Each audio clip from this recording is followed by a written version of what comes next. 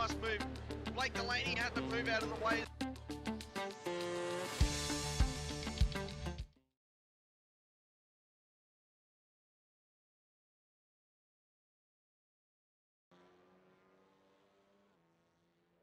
Good evening, sim racing fans, and welcome once again to SRWTV. Tonight, it's round 6 of our long road series for our touring car season, where we tackle the longest tracks on iRacing. It's Circuit Gilles Villeneuve tonight, and it's all thanks to our series sponsor, TOYOSIM.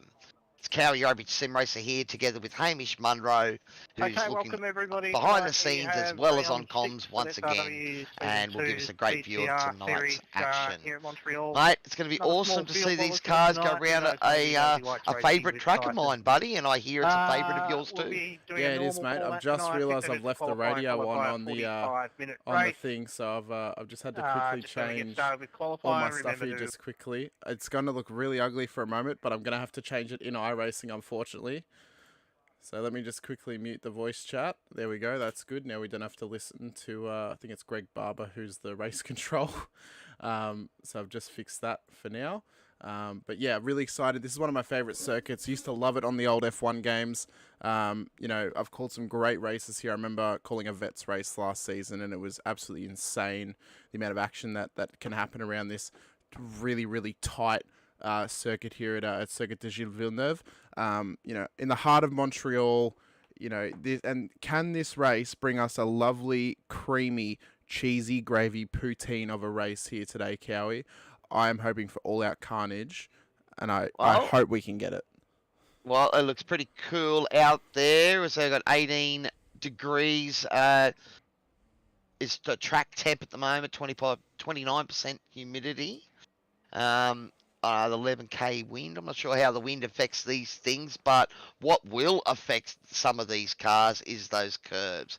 Gilles Villeneuve is one of those places that, well, you used to be able to be a lot more liberal with the curbs than you can now, but they are still the key with those 3 big chicanes that you've got to try and, you know, navigate through. And in a TCR where, you know, trying to get the thing to turn is your biggest issue, and then a car like the Audi that doesn't like the curbs, well, it's going to be a rather interesting night, buddy, and we may see the carnage you so desire. Oh, well, I am absolutely frothing at the mouth for it right now, Cal. You know, since we are in Canada, we're right in the meat and potatoes right now of the NHL Stanley Cup season. Unfortunately, my beloved Edmonton Oilers were knocked out this past week, but Canada known for intense fighting action on the ice. Can we get it on the tarmac tonight between these little TCR cars? I am incredibly hopeful.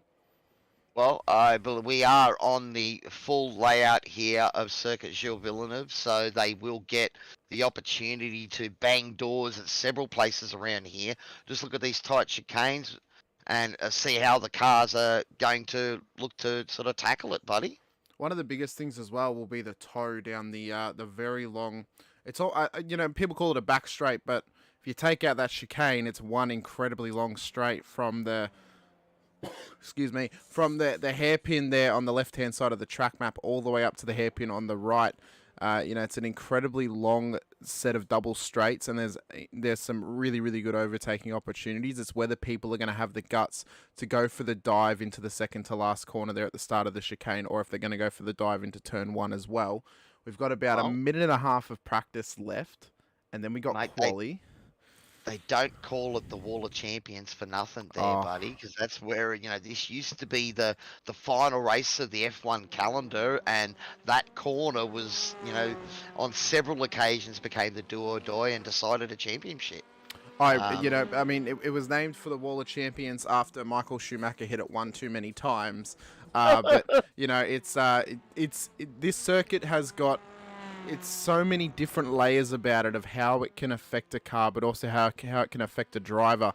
I mean, I think back to some of the most iconic moments here, and the one that always pops into my head is Robert Kubica's monumental crash in, I believe it was 2007, in the BMW. He comes round up towards the hairpin at the bottom of the hill and just absolutely goes wide and clobbers the wall that Dan Bartish is just coming up to now. And then comes back the year after and wins the race. So, you know, there's so many different things about this place that make it special. but it also can bring some really great action throughout all of the race. Well, it's one of those things. I mean, you mentioned those 2 long straights. Well, they're going to provide perfect drafting opportunities for these cars, and we do know that the TCRs love a good draft. I don't think it's these guys wanting to try and get to smell the motor oil of the car in front. They're looking to try and get every ounce of speed that they can get out of it. That pit entry can be a bit interesting at times too, because you've got to make sure you practice that. And Dan taking advantage of that with only a few seconds of the practice remaining. So we are just getting into our nice and hot action here tonight, ladies and gentlemen. Of course, unfortunately, missing out on a broadcast last time out for our usual. I think it was last week, the quad sprint races. Was that what it was supposed to be? No, well, I think tonight. I think it was a double normal last week. Okay. We do have a normal round for the TCRs tonight, followed by a sprint round for the F3, so it's not a double header tonight, buddy. It's a single double header. Okay, so it's a bit of a triple header for us tonight. It's almost like you get your little ice cream sundae, and the triple is just the cherry on top. So, yeah. Well, I think unfortunately we couldn't see round 5 on our screens last time out. Just a shame with scheduling and stuff like that. We couldn't really work around it, unfortunately. But we're back, and we're back here. I'm excited to be back for SRW. Wednesday night, I was going to the airport and I'm like, man, I really wish I could have called the TCR and F3s tonight, because I reckon it would have been some great action, especially around Jerez for the F3s, but can't always get what you want, can you? Well, it's going to be an exciting night tonight, buddy. Gilles Villeneuve, a favourite of both of ours. This is the place where I picked up my first official win for the V8 Supercar in iRacing, so I'll always have a fond place in my heart. But it's such a great track. And then the F3s, we go to Imola. And, so the F3s at a do or die F1 track, the fastest track in F1 too. So it'll be interesting to see how that works, because the draft for the F3s, well, it's every bit as important as it is here in the TCR series as well, buddy. I'm just going to correct you for a moment here. Imola's not the fastest F1 track, is it? Isn't it Monza? Oh, you're right. You're actually right. I apologise. It is. I mean, same country, same difference, but well, that's right. Yeah, I can mix that stuff up. It's mirroring our F1 F3 championship that we are running. Of course, this weekend is the Imola Grand Prix for Formula Ones.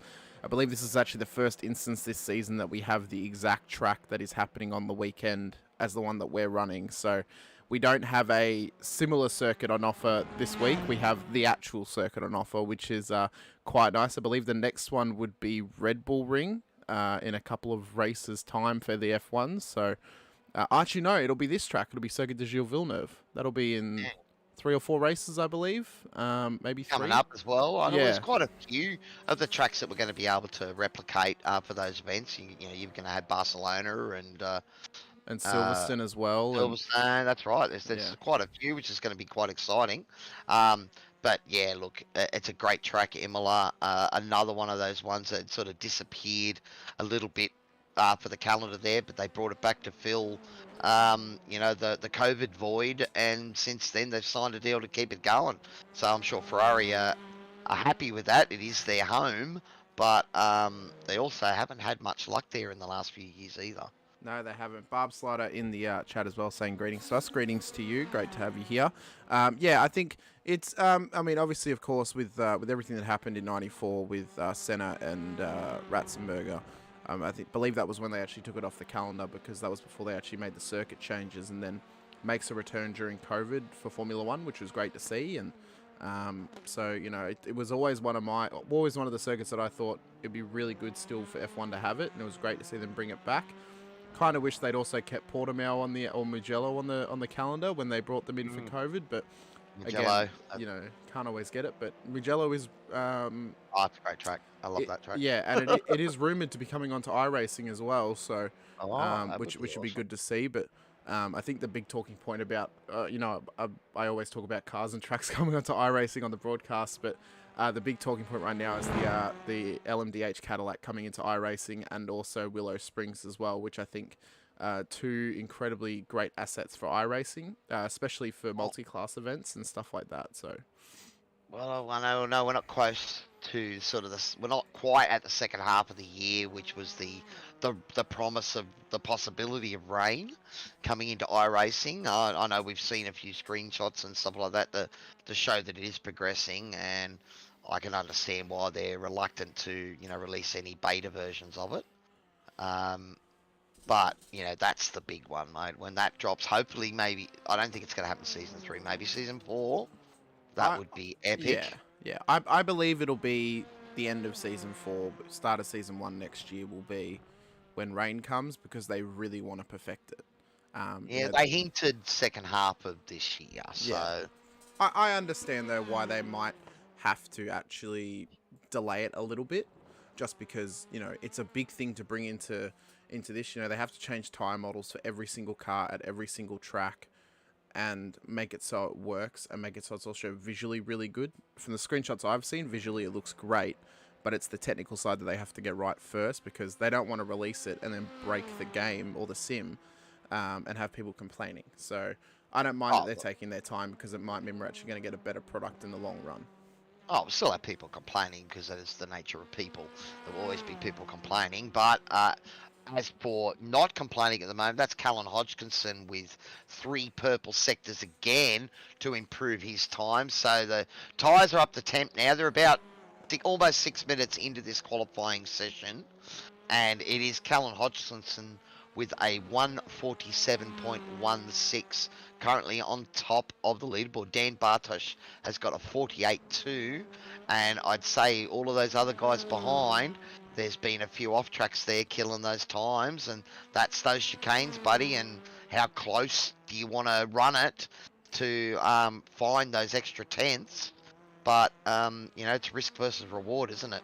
I'll tell you what, Callan has found some incredible pace over the last couple of weeks. He's been actually improving week in and week out. It's also good to see he finally has that CXR livery on his Hyundai as well, which is good to see. Nice that he's not running around in the old stock standard Hyundai livery. But yeah, he's found some incredible pace throughout every race series that I've seen him in, and he's just improving week in and week out. That's it, picking up his first win in the V8 Supercars and the AM Series as well.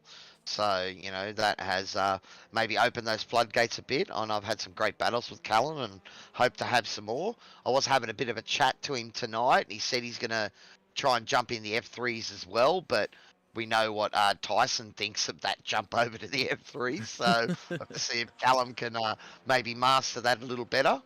Didn't Tyson say he got a win last week that we did not actually see? So is it even official? No. He said he wasn't too disappointed that we missed the broadcast, because he only got 3rd last week. Oh, okay. That's what he said. It was actually a new entrant to the league, Mitchell Muller, that took out the win last week. And Mitchell has also been recruited by Tyson and is the newest member of Performance Sim Racing as well. So, you Tyson, work fast over there, don't you? You get a bloody brand new driver, and then straight away you're like, "Yeah, come join us. We need more people." That's it, man. That's it. Well, we are all inclusive at Performance Sim Racing, buddy. And, look, if they can put up with me, a slow guy like me, man, I'm sure we can take the occasional fast guy too. So, at the moment, it is Tyson that is leading the series with 5 rounds gone. Now, got to keep a little caveat there for it, because there is a drop round available for the drivers. But Tyson currently has a 35-point lead over Greg Johnson for Team Greg Racing. And we know that I think Greg's yet to get a podium, but he has just been super consistent every week. And it's those, 4th and 5th place finishes that he keeps racking up and staying out of danger that's putting him in an ideal spot in the championship. Yeah, he's really just been Mr. Consistent throughout the whole season so far, Cowie. But, I think the longer we do go into this season, I think, Dan and Callan's podiums are actually going to play a benefit to them a little bit more, because if they can stay consistent over the last half of the season, of course, Callan and Dan have both had a couple of miserable performances, I think they would attest to. So I think, Greg is actually going to have to improve a little bit and get onto that podium, maybe once or twice throughout the rest of this season, just to confirm a podium finish in the final standings. But He has been super consistent, and he's almost been underrated driver of the season so far, just because Tyson's been so dominant. Dan's been dominant in terms of qualifying, and Callan's been up there over the last couple of weeks. So it's going to be interesting to see what happens over the course of the last couple of rounds, but it's becoming even more and more enticing as we go along. Well, yeah, right, buddy, and that's why I put the little caveat at the start of that to say that there is a drop round. Yeah. So that means that you can get rid of your worst round. Now, I think for some of the guys, that will mean maybe a round that they've missed. I know I missed one of the V8 rounds, so I'm automatically gonna get rid of a 0 round. But, as you said, for the guys that have maybe had one poor round and done really well with wins and podiums, they'll get rid of that poor round and count a much better one. So, yeah, look, it's still all up for grabs. And, Dan Bartosh is sitting in 3rd place at the moment, and he's only 11 points behind Greg. And Max Donnelly, he is 3 points behind Dan. So it's still pretty close there. Callan Hodgkinson's 30 points behind Max. So there's only 79 points separating Callum and Tyson at the top for P1 to P5. And, that's a number of points that are up for a race. So if you miss one of those rounds over a really poor round, that could disappear in a heartbeat, buddy. I think the first couple of poor performances that Callan had in the season, I think they may come back to bite him a little bit towards the at the end of the season. If he wants to really put a fight in for this championship, he's going to have to fight for wins week in and week out, because otherwise he's maybe only going to be best for 4th or even 3rd in the championship. I think the real contestant to Tyson at the moment is Dan, but it's whether Dan can actually keep it together during a race. He can qualify that car incredibly well, but has just been caught up in the mud a little bit throughout race proceedings, especially over the last couple of weeks. So, I think he struggled to get that bit extra out of those cold tyres, yeah. Where I think Tyson's shown a bit more aggressiveness and willingness to get to the front and sort of able to deal with a little bit less grip and keep control of the car. And, then by the time Dan gets the temps up in those tyres, he's a beast in these cars, but he's already given away a bit of an advantage, and then you're chasing your tail. But those 2 big long straights, buddy, the draft will definitely be in play, and perhaps Gilles Villeneuve is Dan's night, buddy. Well, I mean, it could very well be, his night to shine, although he has now actually dropped out of P2 at the moment for qualifying. But, I mean, you talk about maybe the different tyre temps. Maybe it also comes down to the car choice. Maybe the Honda's actually the best on those cold tyres early on, but then the Veloster it's the Veloster, I'm pretty sure, is better on tyres and on the long haul. Once they've warmed up a little bit, they're a little bit better. So, and obviously the Audi can struggle on tyres as well, but maybe these are just all the different juggling acts that these drivers are having to do throughout a race. Oh, it's Tyson, big hit into the wall there at turn 3, I think it was, or turn 4. So that probably spoilt the rest of his qualifying with only about 2 and a bit minutes left. Yeah. He wouldn't have time to get out and get those couple of hot laps in. So he'll have to be settled for P2 provisional.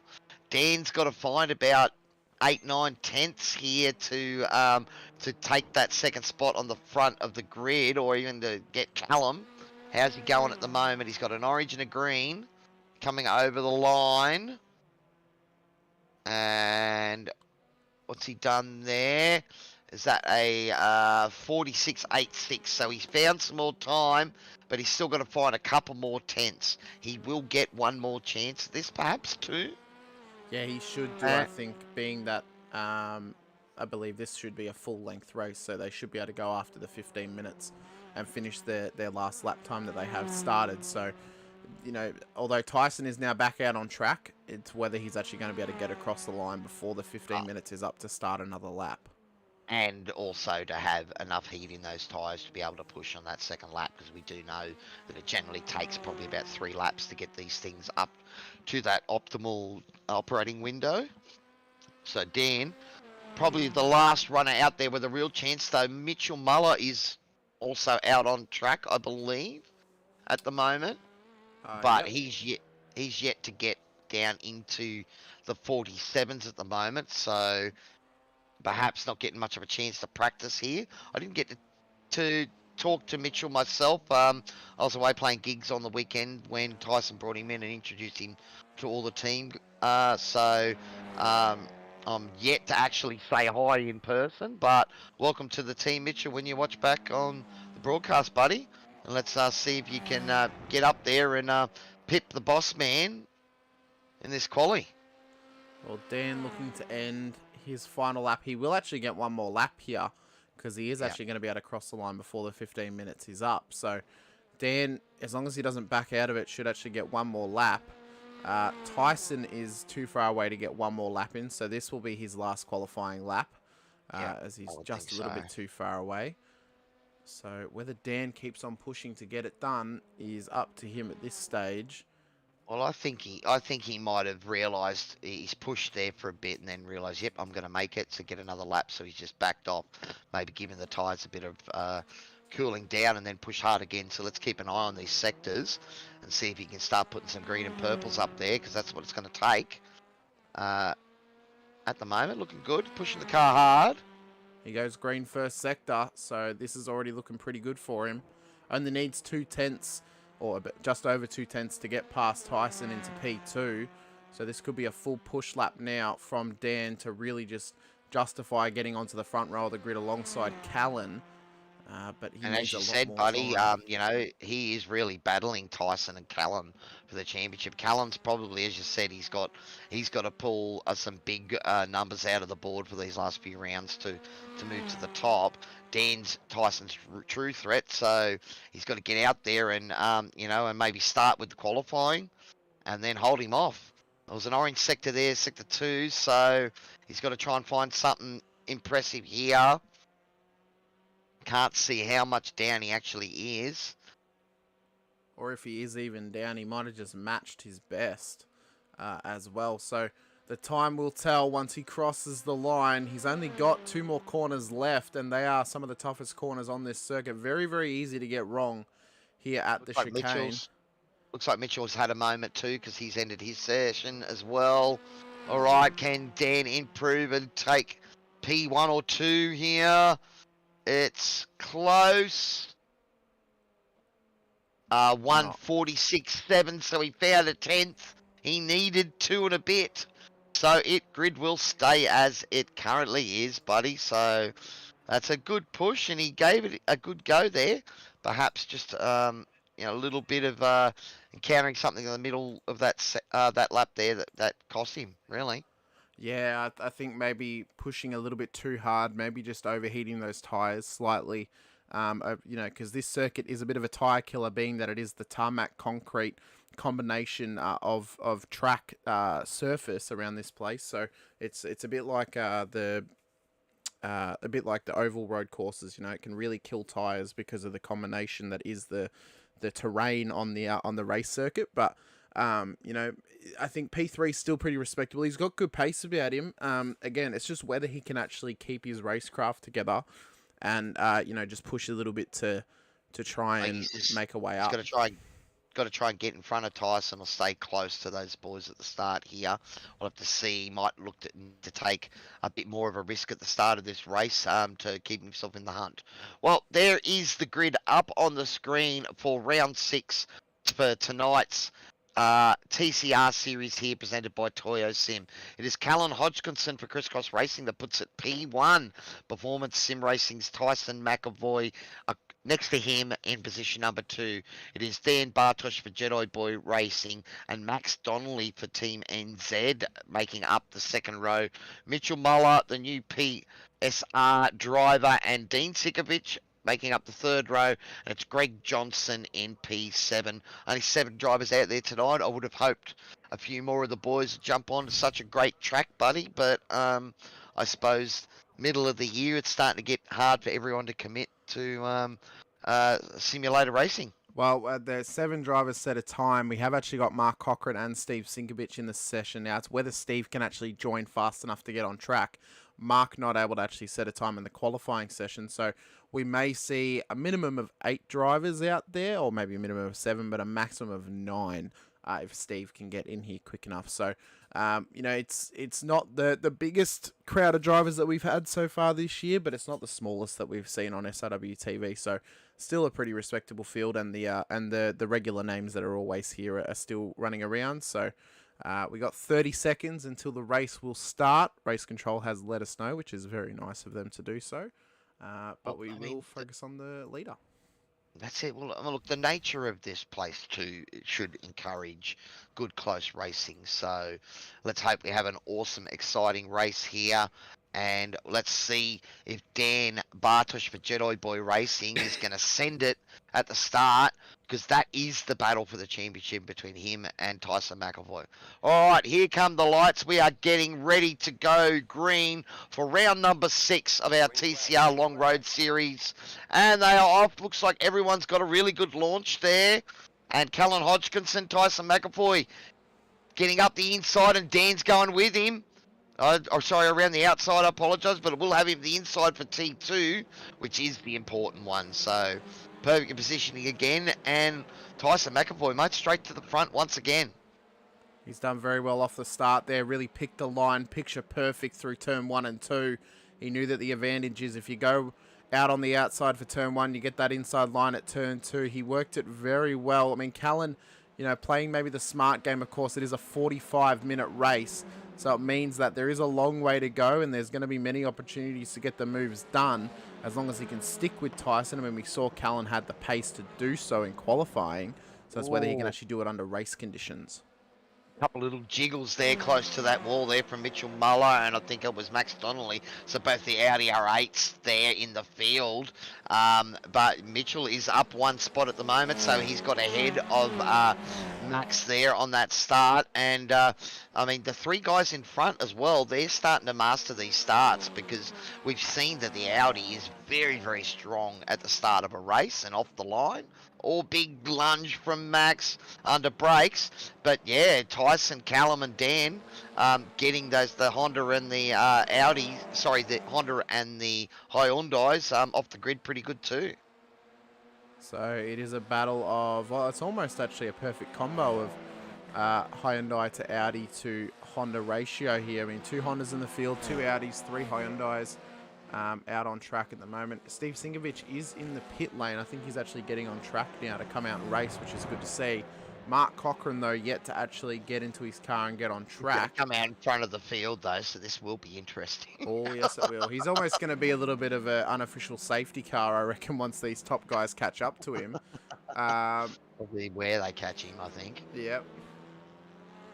Good to see he made it out there, and technically he's still on the lead lap, so... Yeah, he is too. I know the timing tower says both Mark and Greg as well. Greg, of course, is our safety car driver, our promo department safety car driver for the TCRs and for the F3s. So big thank you to him for giving up his night to come out with us, do a bit of race control and do some safety car driving as well, which is always appreciated. But Steve is going to be a little bit of a rolling roadblock. He's going slow, and he's letting them all through. Oh, this could be... Maybe he's just out there just to mess with Dean. You know, I don't care about you guys. All I care about is messing with Dean's race and keeping the record. He's done well there. He's kept out of the way of everything. But this is sort of the situation that I was trying to say. Dan needs to try and get around Callum pretty quick, because Tyson's starting to stretch out ahead. And, you know, Callum's got that pace to you know, be a thorn in Dan's side here. So he needs to try and get him done and dusted very quickly here. Let's see how powerful the tow is here as they come down the Casino Straight. Just trying to use. Sorry, it's not the Casino Straight. No, this is the middle one. Sorry, the Casino Straight's the last one. Oh no, it is. I wasn't going to correct you because I don't know what I only know the wall. No, I'm right. I'm right. This is the Casino Straight. There, the big long one's called the Casino Straight. Before the World Championship. I thought both of them are actually considered the Casino Straight. Possibly, I suppose. It might be. Because I know there is a layout where they don't actually have the chicane. It's just all one big straight. But we are now on to lap 3. Steve Singovich has had a moment. So he's come out of the pits and then had a little wiggle. I don't know what's happened. He might have just been slowing down to let people past. although the trees are in the way at the moment to see if anything happened. Oh, he's just gone a bit heavy, has he? Oh, no. Oh, yeah, he went wide. Yeah, he's just run deep, and the car didn't want to turn. Probably one of Steven's specials where he hasn't had any chance to do any practice. Pretty busy man. But at the moment, Callan Hodgkinson has just clawed the gap there to Tyson. So did Tyson make a little mistake, or just Callum's got those tyres up to temp? Took a couple of tenths out of him last lap, with both Tyson and Callum in the 47s. But lap 3, these tyres should be up to temp by now, and we'll get to see these guys' true pace. Well, it's like we were saying during the qualifying session, maybe it's the Honda can actually get the tyres warmed up a little bit earlier and then get up to pace, but maybe once the Hyundai's tyres are up to temperature, then it actually gets a little bit more pace out of it because, you can push that a little bit harder again. So these are sort of all as mentioned, they're the juggling acts that these drivers are having to do when selecting a car they want to drive in the series, but these are just those little differences that can make a big difference in terms of racing. Well, that's right, and I mean, look, any time you've sort of got a multi-car series, there'll be certain cars that, handle certain types of tracks better than others. We saw there, Tyson really aggressive on the chicane at the Wall of Champions, and look at that cost him a slowdown. That's what's happened there, and that has let Callan Hodgkinson through, so... Yes, Tyson's got right out and had to bleed it off, and I think he still had to bleed off another one there, or didn't completely get it. Oh, I think Dan's tried to go around the outside. He's just gone deep, has he? I think Tyson might have actually given up his corner speed to then actually get the exit speed over Dan because he knew he was going to get assaulted through the corner. So that's one of those things you can do at turn 2 is you can have that wide line, sort of encroach on the pit exit, and then get a nice sharp entry back in to the next straight. Very similar to the final hairpin at Long Beach. Your shallow entry is good for corner speed. Your deep entry is good for your exit speed. A little bit of a rub on the wall there from Tyson. Will that do some damage? He's under pressure now. So maybe just a little shaky moment there. And the car, we've seen it time and time again. You make a little mistake, the tyres overheat, and then for the next sort of 3 or 4 corners, you've just got to look after him a bit better. And you can see here really going defensive, because he knows that Dan is looking to attack. I mean, you know Tyson a little bit better. Does he have those moments where a little bit of a little mistake that leads to a penalty? Can that shake him a little bit and kind of just play with the mind a little bit too much, or is he a bit more of a strong character? No, Tyson can lead from the front and be defensive for 100 laps if he needs to be. So that's not the problem. I'm thinking what the problem was is that he's just overcooked those tyres, and it takes 3 or 4 corners for the tyres just to settle back into that window. And we see it time and time again in various cars. The moment you sort of have those little moments, the car feels like crap for the next half a lap. All right, what are we looking at here? We've had a moment here from Steven Sigovich, is it? Yep. So let's already see the front of that car a little bit scraped up there. Okay, he's just lost the rear. So, yeah, I think Steven's sort of come in pretty cold tonight by the looks of it. I don't know if Gilles Villeneuve is a place you really want to drive cold, but Tyson is pushing hard here to stay in front of Dan, and we can see that, he's a bit of a wall rider at the moment. A couple of little scrapes there, I think. Look at the gap, though, that's already starting to form ahead of him to Callan. Callan is loving this battle in behind because it's helped him gain about a 2.5 second gap back to P2 in Tyson. So he's just able to keep the head down. He's doing a bit of a Tyson to Tyson at the moment. He's letting him battle it out and just taking advantage and just cruising along, keeping the gap up. So it's, this is going to be a test for Tyson now to actually try and counteract what he normally does to other people in races. But, maybe he just needs to try and think about a way to work with Dan to actually make their way forward and put the assault on Callan up in P1. Well, I think the thing is, buddies, we know that the championship really is probably resting with P2 and P3. So, are they going to work together or are they going to fight each other? I reckon we're looking for a ding-dong fight for the next 36 minutes or so. Because I don't think either of them is going to give an inch. Well, this is kind of the caveat in all of this is it's actually allowing Mitchell Muller to gain a bit of time on them. And Tyson's going to have a little bit of help against Dan in a moment here from his new teammate. It's going to be a real telltale sign of how well Mitchell actually works as a teammate here, whether he can put the assault on Dan, allow Tyson to push forward. Team Dan, would we? Don't you lie, sir. Everyone would. I've been on the receiving end of some double team work from the SRW boys. Joe Mahoney out there. Hey lads, watching on from night shift. Glad to have you with us, buddy. Awesome race last night. Well done, buddy. I just didn't have the tyres to chase you down there at the end, and you were pretty fresh. So, but no, well done. And thanks for joining us. So yeah, Mitchell Muller is starting to close in as Dan Bartosh and Tyson McAvoy are fighting tooth and nail in front of him.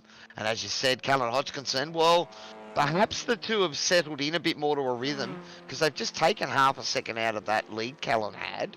So, but the times there between the top 4 cars on their last light was 1:47.5, 3:57, 6:158. So they're all pretty close at the moment with those times, buddy.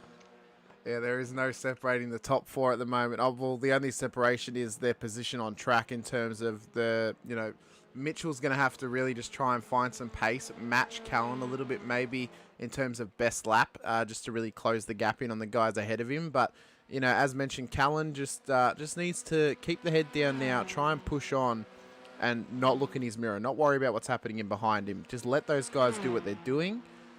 Maybe as you cross the line every lap, check that mirror, just to see where they are in terms of where they were at the start of the lap to where they are at the end of the lap. But don't concentrate on it over the whole course. This is a very dangerous circuit. It's a circuit that can lead to carnage and can lead to mistakes. So he needs to keep that head clear if he wants to keep first place.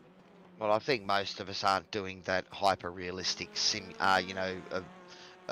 YouTube videos, where you're turning everything off, so they should be running at least a relative, and there's various other sort of third-party apps you can get out there to let you know exactly where your competitors are, and some of them can really go down to the detail and tell you where you're losing time to your competitors, which sectors and stuff like that as well, if you really want to go into that depths.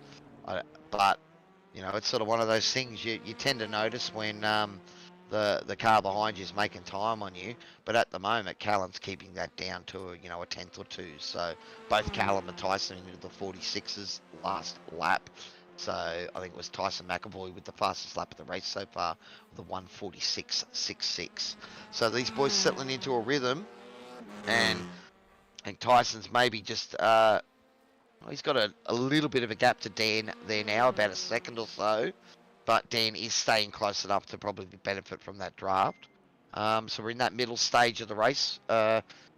And we saw an initial fight there from Dan when Tyson made a little mistake, but he stabilised that now. And it's... I wouldn't say we're in a holding pattern yet, buddy, but things are just, simmering nicely. Yeah, we're almost at a nice little rolling boil right now of just waiting to get to that pit stop period. I mean, Tyson's probably going to want to try and be a little bit of an Iron Maiden to Callan just ahead of him here. He's cracked a lap time which contains the number of the beast, but it's whether he can push on and put the pressure on Callan ahead of him there. Oh, yeah. I hope you like that little music reference, knowing that you are a bit of a muso, Cowie. Yeah, that's it. But yeah, it's whether Tyson can actually keep up this pace. He did outlap Callan last lap once again, a 47.0 for Tyson, 47.03 for Tyson, 47.04 for Callan. So he didn't gain enough to really put any more pressure on him, but it's just a little bit of a wink that I'm going faster than you right now. Yeah, he said, he beat him again that lap by 100. So Steve Singovich has had a couple little moments. Let's just check in on how he's going right now. So he's had this moment. What was it?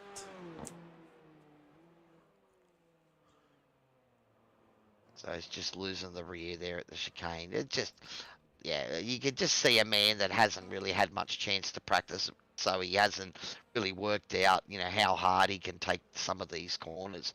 And again, we're going to see him going just that little bit too hard, so, The problem is coming in cold, you've got to, trying to find your feet and look at this little battle on here. Greg Johnson, Max Donnelly, Dean Sinkovich. This is great stuff. Greg gun up the inside there of Max. Nice move. That's Max's car's got a bit of damage there on the right-hand side as well, buddy. Has he maybe kissed the wall of champions on the way through? Maybe. I mean, but I think those guys, they're having a nice little tight battle right now. I mean, they're almost 8 seconds back from Mitchell in P4, but these three drivers, it's actually good to see. It's good to see that Dean's actually keeping this nice and clean right now, although it was really nice racecraft there from Max to leave the room for Greg, not turn in on him at turn 1. Dean popping out. You got to be pretty brave to go up the inside at the final chicane. He thinks better of it. Probably a smart move. And Greg's, I don't think that's a slowdown. He's just got a poor exit, and that's going to let Max get around the outside, and he's going to be vulnerable to Dean as well. No, he has got a slowdown. He's got well out of that. Yeah. Yeah. So, and we're seeing the boys being pretty fair about it too. They're not trying to hold up their opponent with that slowdown. They're just getting out of the way, you know. So, interesting though to see that they're not actually holding that slowdown until they get to the first couple of corners, because you can actually serve it through the first 4 corners of this circuit before you're actually in real struggle and real strife. But just an interesting tactic from them there to do it on the straight. Doesn't it add 2 or 3 tenths for every corner you do if you do it at pace 2? So you have to bleed it immediately. But I know what you're saying, bleeding it where you can sort of do a bit of a blocking action. Yeah, look, perhaps the guys just really know that that's too dangerous and the car behind's going to rear end them. So probably better off getting out of it, not impeding, and then coming back to fight another day. You can see here a great fight. This is Dean Sinkovich getting to show his stuff. We normally see the Spinoviches for their infamy, not for their racecraft, and Dean's pushing hard here, and Max is, Dean's going up the inside with a late dive. Is he going to get it done? Max trying to hold it around the outside. That's great stuff, boys. Bit of a tyre smoke move there from Max. I mean, they kind of went around right next to each other. I have to wonder if Dean had a little bit of understeer there and just kind of pushed Max wide slightly. But it is really good to see him attempt these moves. He's going to go for it in the chicane. Yeah. Well, I think if he gets there, Max will have to get out of it. Yeah, Max chooses to get out of it. It's sort of one of those places where you don't want to go through too wide. So it's like whoever's got their nose in front at the time, okay, it's your corner. If you want to live. I have to wonder if Dean actually went slightly a little bit too hot there and might have just scraped the wall on exit. But he's done well to get that move done. It's actually quite impressive to see the level of racecraft he is actually showing out tonight. I mean, as you mentioned, we are used to seeing the brothers have a couple of moments, but he's doing very well. He must have had enough time to practice this week compared to his brother. Put in a bit of effort, Dino. Good to see, buddy. Good to see. And Max, just Greg, our race controller there, confirming that Max did collect the Wall of Champions, so that's what created that, incident there. And, thanks, Joe. Glad you had a great night, mate. And I thought you ran a bit long with your strategy, buddy. That probably cost you a bit of time because the undercut was pretty powerful there. But apart from that, mate, you had a great race. And I do have a few bells and whistles on my rig. Just a few, buddy. If you count indicator arms and wipers and lights and all that sort of stuff, yeah, there's a bit on this thing. You've also got a taco on there as well, like. Yeah, big taco, and I'm running oil pressure and water temperature gauges as well, and it all works. So yeah, no, it's good fun. I suppose when I go into things, I tend to go in full hog, but I've built this up over quite a few years now. Yeah, I'm pretty happy with it. Oh, it's the same with anything. I mean, I've been collecting a heap of different things over the years. One of the main things I collect is pop vinyl figures. I've collected them over the last 10 years to now accrued almost 100 figures. So it's but they're very dangerous habits to get into. But I wish I would have kept my my Star Wars Kenner collectibles in their boxes and that when I was a kid, but or I used to have all the old metal and plastic transformers, the old real metal heavy ones. The Gen 1 figures and stuff. Yeah, lost all of them in the 2011 flood, unfortunately. But in saying that, they were out of the box; they'd been played with. But still, it's good. I suppose I wouldn't say that sim racing is one of the cheaper hobbies out there. It can certainly be a money pit if you go full in like some of us, but it is not super expensive to get into. Just try it, and Oh, Steven Sinkovich there, getting out of the way of the boys. Oh no, and Max has had a massive moment. He's caught it. He's kept it out of the wall. Nicely done, Max. That I wonder if that was there's a car there, and he's had a little bit of a shimmy. But he's kept it out of the wall. That's a pretty good effort. He's done very well. Or a bit of rallycross action from the Audi. He did very well there to pull it up. Actually, kind of lucky that it was tarmac and not grass that he ran onto. But yeah, I mean, think the other. Sorry, go ahead. I was going to say that the Audi is one of those cars that does not handle the curbs as well as some of the others. It's generally a lot stiffer, so could have just been one of those moments. He's hit one of them and it's unstable the car, and he's spent the next two corners trying to hang on to it, which he did really well. Yeah, I mean, just to quickly go back to your mention about how expensive sim racing can be, it's still cheaper than going real racing because you don't have to buy new sets of tyres and you don't have to pay for fuel every time you want to go racing. The only expense you have is upgrades you want to do and having to buy things like tracks and cars that you want to race in. So, it's always good to hit the reset button when you break a car. That's true as well. It's fake. Yeah, you don't get a bill every time you crash the car, which is nice as well. So. Oh, something's happened to Dan Bartosh, buddy. Oh, he's pitted.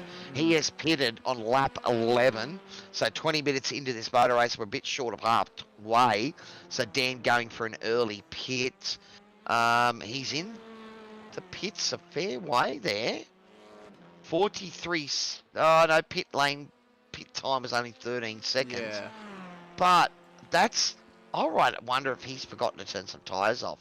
Because that's normally a lot longer than we see in the pits of these cars. Or do they need a lot more fuel? I suppose being the only one that's really made a pit stop in this race, we'll have to wait to see those other times and see how they compare. Yeah. Before we'll know for sure. Steve's in the pits now, but he might actually be in there he might be in there a little bit longer if he has some damage.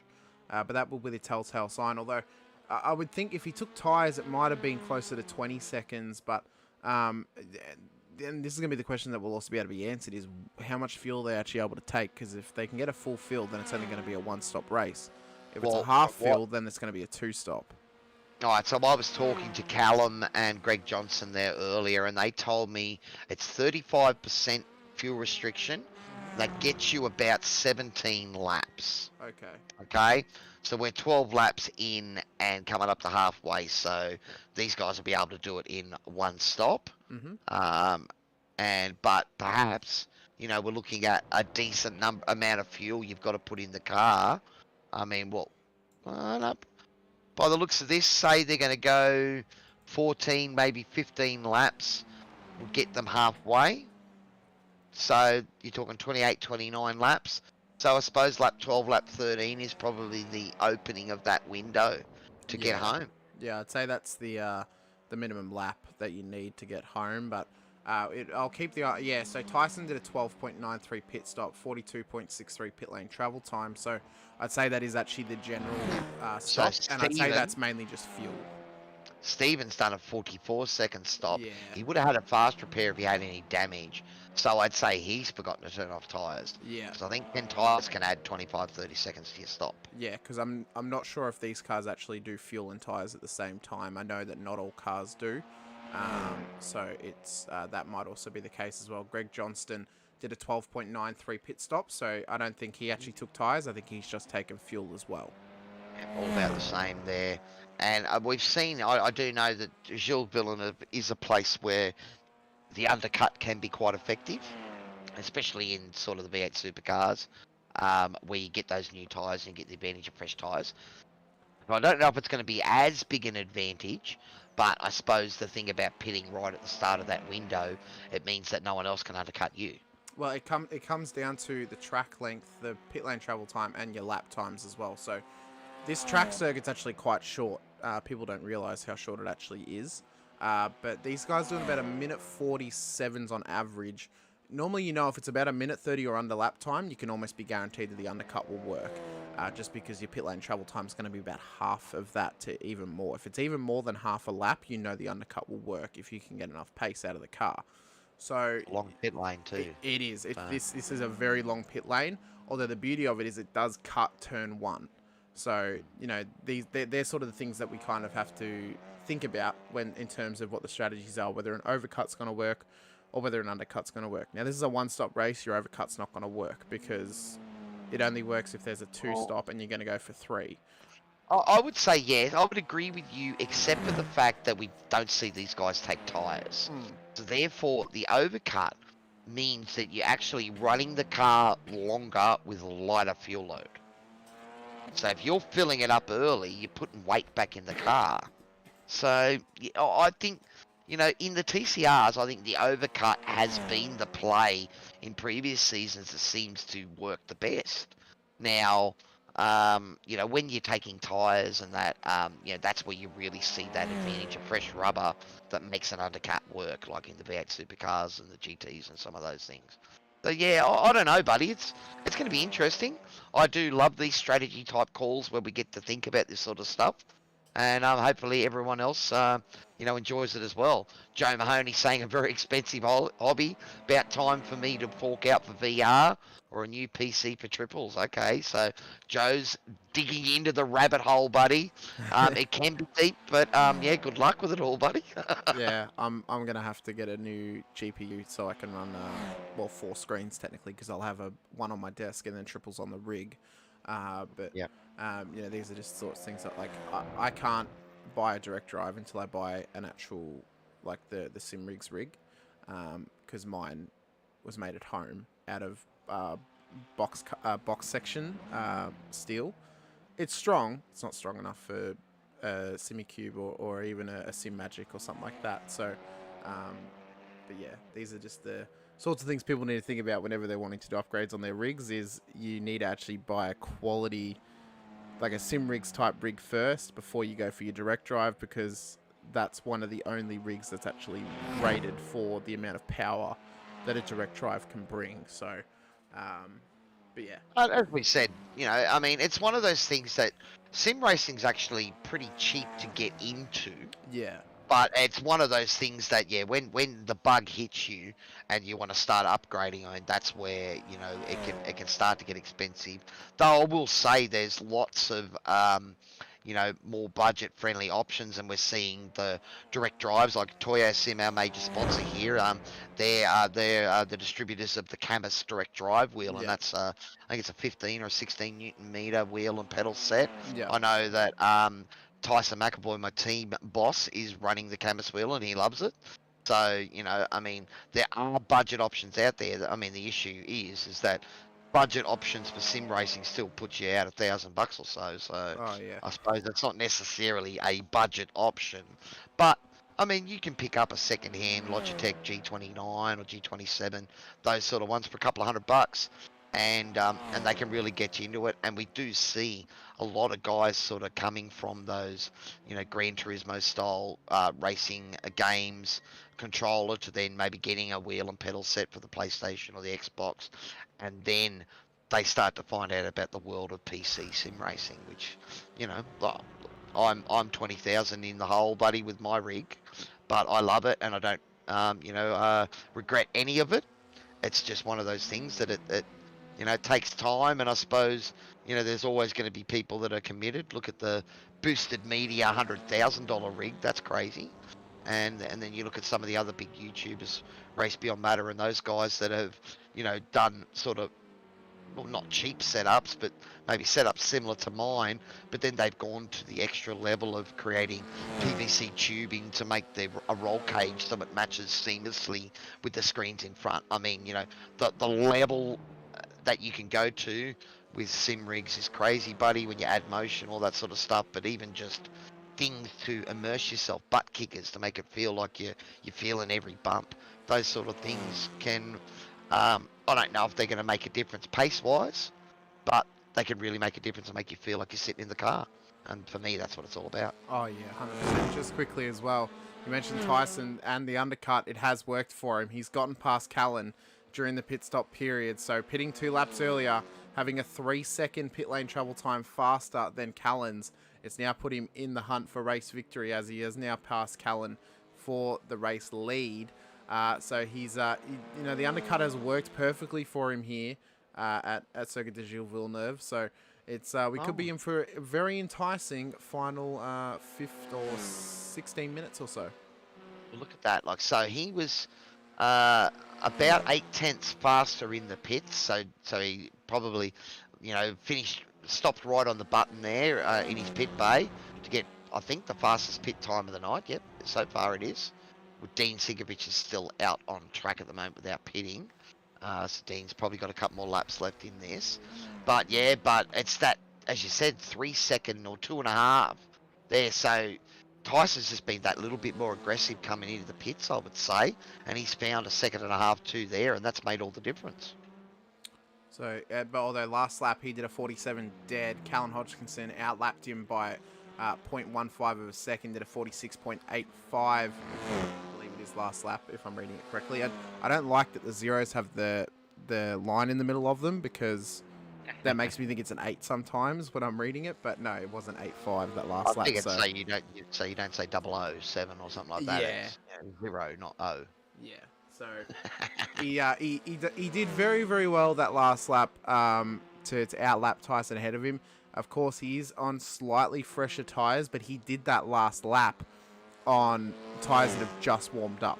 So it was about 3 laps after he'd come out of the pits. The tyres are now nice and warm. We mentioned how that can change how these juggling acts can play into the TCRs.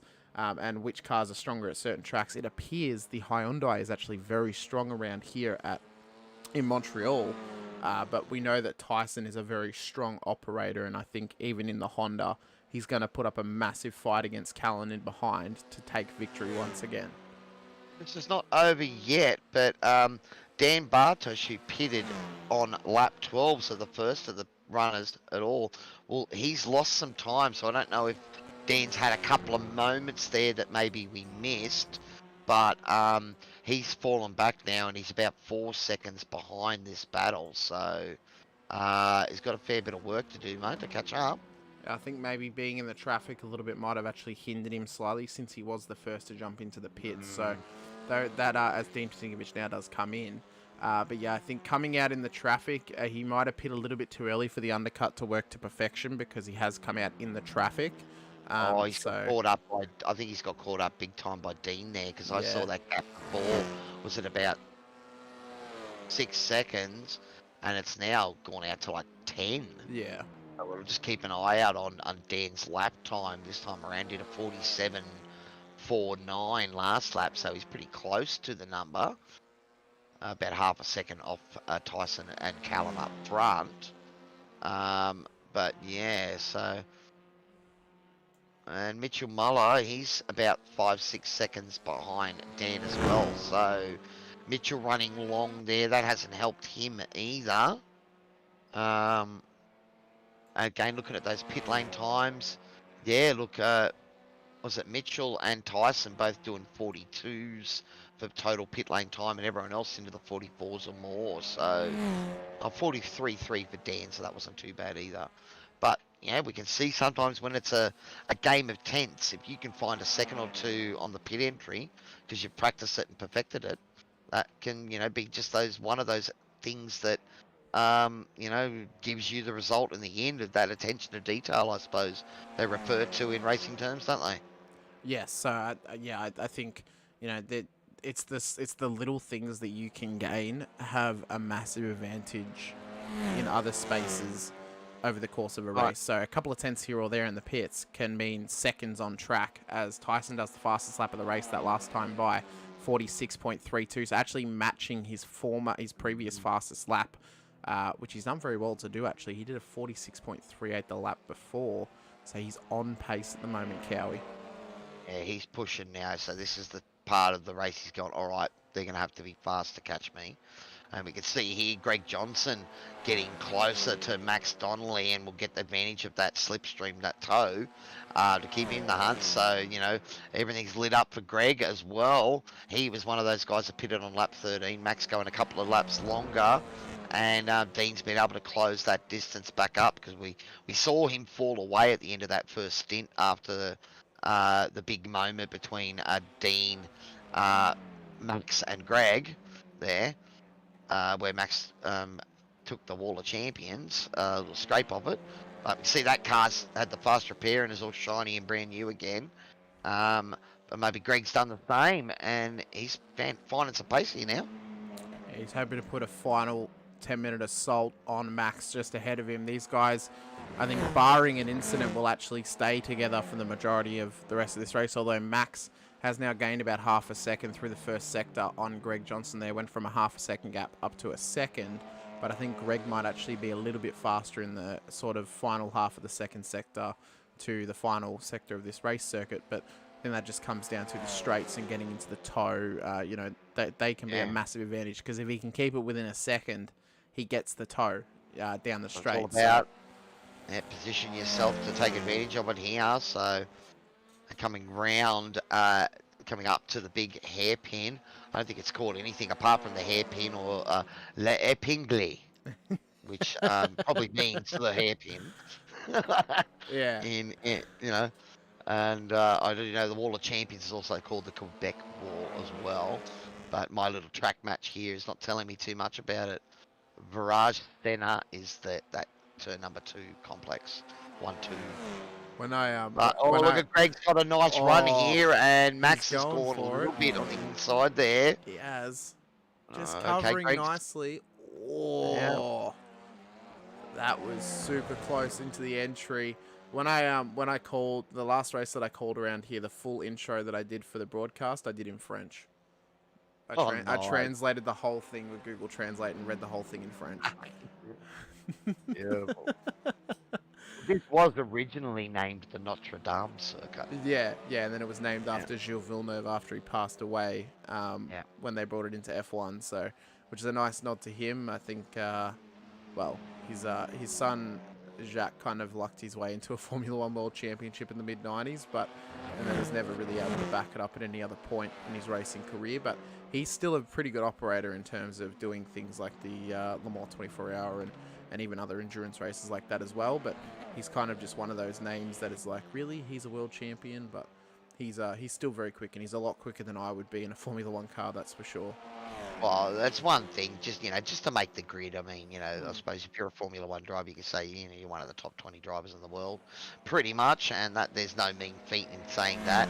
We do know that the car can have a lot to do with it when you get to that elite level, but I think, the thing that people underestimate is that good drivers are the ones that, are able to get that car to the next level. Oh, yeah. So, so that's what sets those Max Verstappens and Lewis Hamiltons and, Senna's and Prost and all those guys apart, is they're just able to get that extra, 2% out of the car.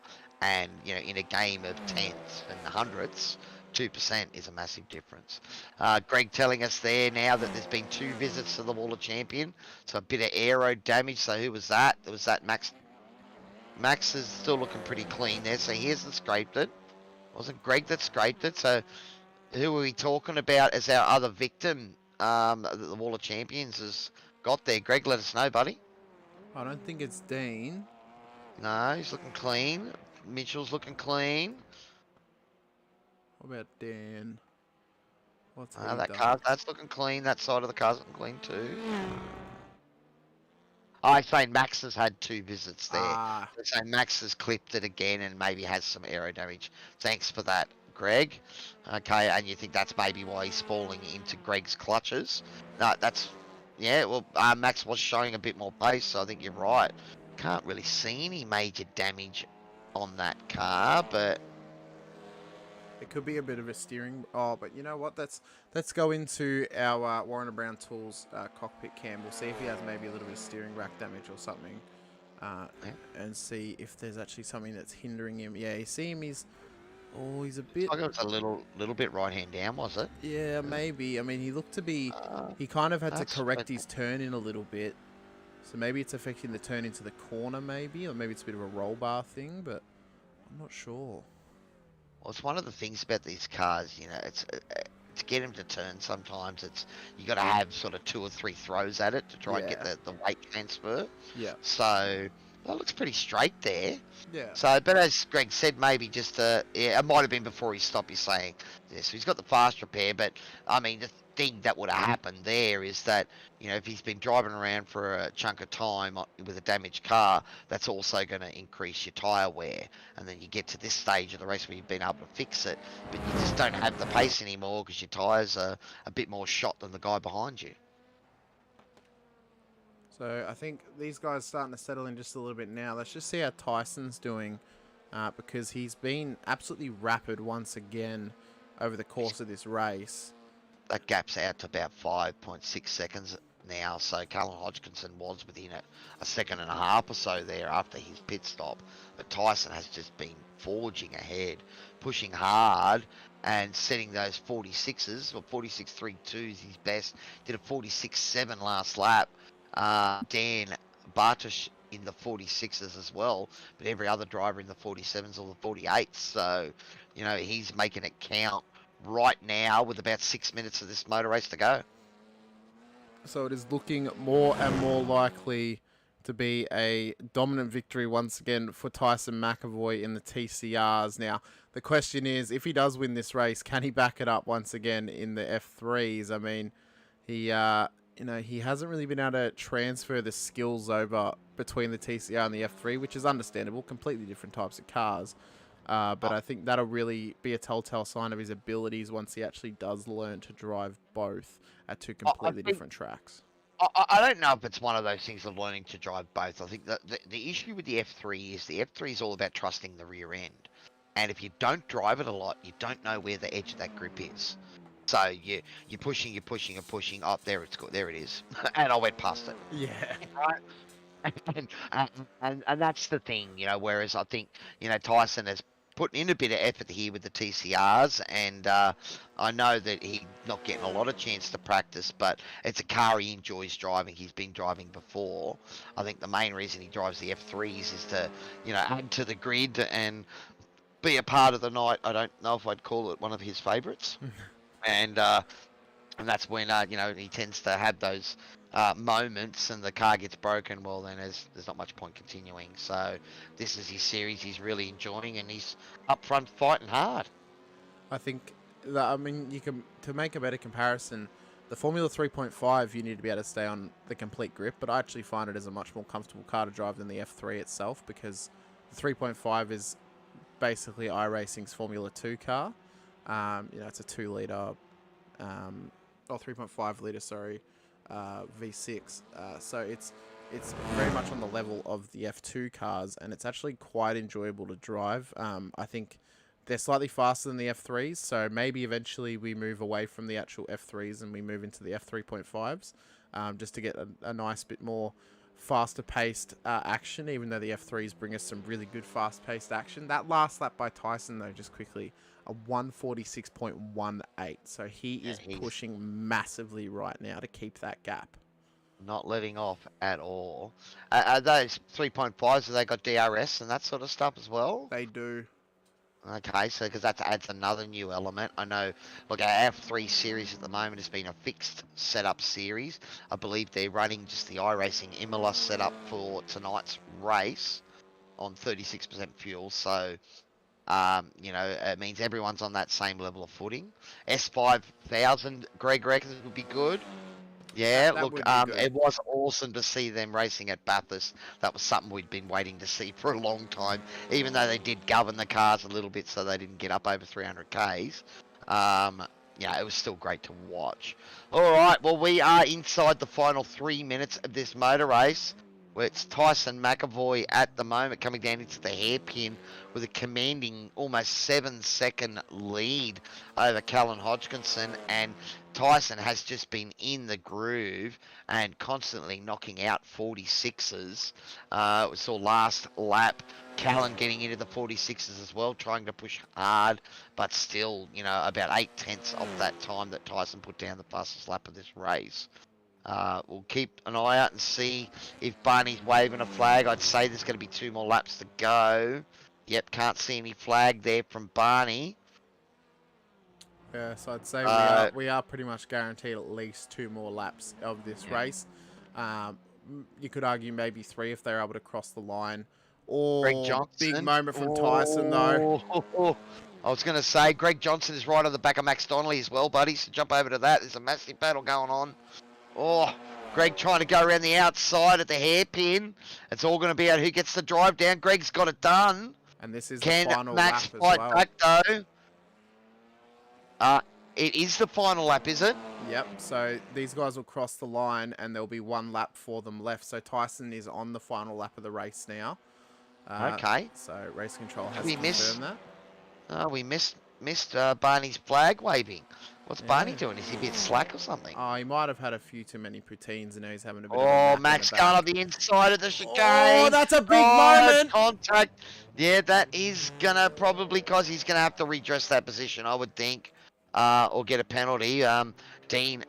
Greg will be on the radio straight away to let race control know. Not that he needs that. And that's Steven Sinkovic trying to come through. Yep. Yeah. I think that was probably a bit of a brave, bold move from Max. I think 2 through that chicane is going to be a bit rough. Yeah. That's probably going to cost Max maybe cost him another position. But Tyson will flash on the lights, so already celebrating his victory. You've still got the chicane to go, buddy. Don't mess it up. Nah, he's got it done, and it will be Tyson McAvoy for Performance Sim Racing taking out round number 6 here of our TCR Long Road Series. Where is Barney? I couldn't even see him there. And I reckon he's having a nap out the back of the pits right now. He's overindulged in cheese curds and gravy right now that he's just they'll find him out back later just in a pile of gravy and cheese curds, Yeah, Callum Johnson, he flashing the lights. He's come over the line, so he's pretty happy with his podium tonight's race. And Dan Bartosh, he's just come across the line to finish on the podium as well. I know Dan wants to try and knock Tyson off that top step, but it wasn't to be tonight. Mitchell Moller, the newest member of Performance Sim Racing, coming round to finish in P4, so another great result from Mitchell, who took out the race win in his first race with SRW last week, only managing P4 tonight. Dean Sinkovic with a P5 finish, so Dean wins the Sinkovic Wars once again, though Stephen did start the race already a lap down. Max Donnelly, well, he's crossing the line in P6, but I would say he's got a penalty coming his way, and that position will probably go back to Greg Johnson, who was enjoying the battle there at the end. So probably more disappointed that the battle ended rather than him getting spinned. I reckon. But you can see that car's looking pretty hurt there, isn't it? I think Max, incident involving will be investigated post-race. I reckon Max probably will actually get a post-race drive-through, which would be about 40-second penalty, I reckon, would probably be the fair shout. Unless they just want to give him a 20-second penalty, that would put him in P7 behind Greg. Either one would be probably the fairest option, I would say, just because it... Yeah, Stephen's a lap down, so I think it's just going to be a swap of those positions there. Yeah. As far as race controls goes, Greg turned in, and look, we're not getting up Max for having to go there, but I think the final chicane, you've got to be a lot further up to try and sort of own the outside there. And the problem is when you come through the second part of it, you're going to be probably really getting a really close look at the Wall of Champions anyway. So can't fault him for trying. Well, there are the results, and it is Tyson McAvoy for Performance Sim Racing taking out round 6 tonight. Callan Hodgkinson for Crisscross Racing. Well, Callan gave a great battle there in the middle. Got to the front with a little mistake by Tyson, but it was the pit strategy. Tyson was able to do it all there with just a more aggressive pit entry and maybe a slightly quicker time, and that made the difference in the end. Dan Bartosh was trying his hardest to stay with those boys, but finishing about 15 seconds behind the leader, so just didn't quite have the pace to compete with our front two tonight. Mitchell Muller in P4 with a good result for his first drive for Performance Sim Racing. And then we've got Dean Sinkovich for SRW Motorsports, Max Donnelly for Team NZ, and Greg Johnson for Ren Energy Racing. Unfortunately, Mark Cochran never made the grid, and Steven Sinkovich really started a lap down, needed a safety car to get back into the hunt. But probably more than that, needed to practice a little bit before tonight because he struggled a little bit early, buddy. Yeah, I'd say you're probably right on the money there in terms of the needing of practice for Stephen. I am just going to go to the intermission screen. I just got to double check that it is the intermission screen that will come up and not the credits. So if everyone just gives me a moment to the credits, we'll get the intermission up. It should be muted. It is muted. Very good. As I'll move over to the F3s, we have got Callan Hodgson in the green room, so I'll leave it to you to interview for the moment while I move over to the F3s, Cowie, and then once I've done that, I'll let you know and we can get some questions in. So Callan Hodgson in here quickly. Very massive congratulations to you, sir, on P2. You did very, very well. Very well to start on pole as well. How'd that race go for you, mate? Yeah, it was good. Tyson must have got me in the pits there, which was a bit of a bummer, but no, everything went well. I was happy with my pace tonight. Yeah, Tyson just was a bit better at the end of the day. We're dragging Dan down into the room as well, Dan, so you just so you don't suddenly try to talk and realise that you weren't here. But yeah, Callan, it did look like just a bit more aggressive into the pit lane there, and he got it done there. Were you trying the overcut, seeing he went so early? That was the plan. Just go a bit longer, try and run a bit lighter. Yeah, I was, and I knew I had a couple of seconds on him, but my entry wasn't as good as I'm tipping his was, so it was close when we got out there. But I had a couple of mistakes after the pit stop, which just got him that gap, and then sort of his race. So credit to Tyson, he did well. But I'm still happy with it. It was a good result. I'm happy with the car. And we saw you flashing the lights over the lines. You only do that when you enjoy it. And Dan, P3 there, buddy. Ultimately didn't quite have the pace of the front two, and we were hoping you were going to get past them there into early on in the race and take it to them. But it was pretty quick out there. Those boys were lighting it up out front, mate. Yeah, mate. Just happy to finish that race actually. Don't like that circuit at all. So yeah, they were just that little bit too quick for me. So yeah, no, it was good race. So I just I got forced to pit early because I must have took a curb a bit hard and damaged the steering. So had to stop early and then got caught up with Max on the outlap. So yeah, lost a heap of time there, but all good. Happy to finish third. Now you're not a fan of Gilles Villeneuve, buddy. Not at all. This is chicane. This is chicane central. Is that the problem? Yeah, it's part of the problem, I suppose. It's just I don't know. I've never driven it before, and it's taken me a little while to get my head around it. So, but yeah, no, it was a good race. So I'm happy with third place. All right, now I've dragged Tyson McAvoy into the room, buddy. Well, you pulled it off in the pit stop, buddy. Was the undercut always the plan tonight? Yeah. As soon as I made the mistake of getting the slowdown, and the gap was pulling to about 2 seconds, I said, oh, well, the only chance I'm going to have is the super aggressive pit entry and really push the limits of my fuel. So the undercut was plan B, and it kind of, it worked. You were right on the threshold of a 40-second stop and hold. Was it that close? I'd say so. I haven't looked at the replay, but I was super aggressive. As soon as it was either he pits or I pit, so he stayed outside. I said I'm sending it, and yeah. Well, it was a good battle to watch early on.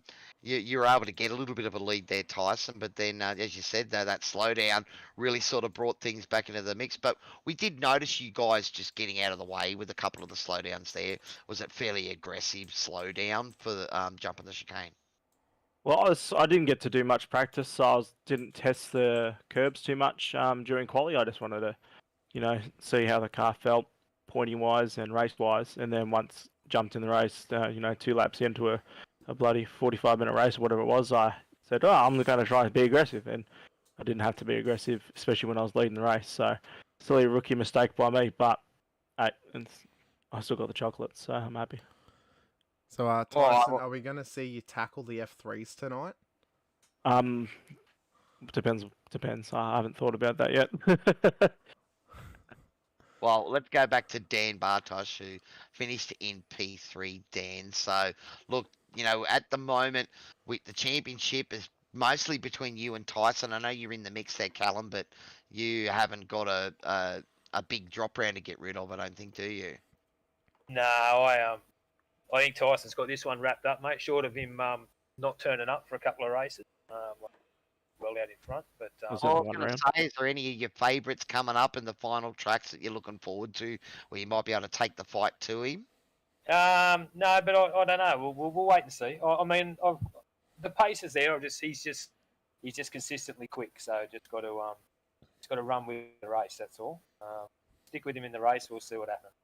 Well, buddy, you put it on the podium once again, so you made the most of your night. So give a big shout out to your sponsors, and well done on your podium finish, buddy. Yeah, cheers. Thanks to Eastern Tour Services for supporting me, and looking forward to next week. Awesome, buddy. All right, well, Callum, too, mate. We know that you did take the fight to Tyson there early on, took advantage of his mistake, but as you said, ultimately good pace, and the pit stop was the difference. Maybe he's a little cautious.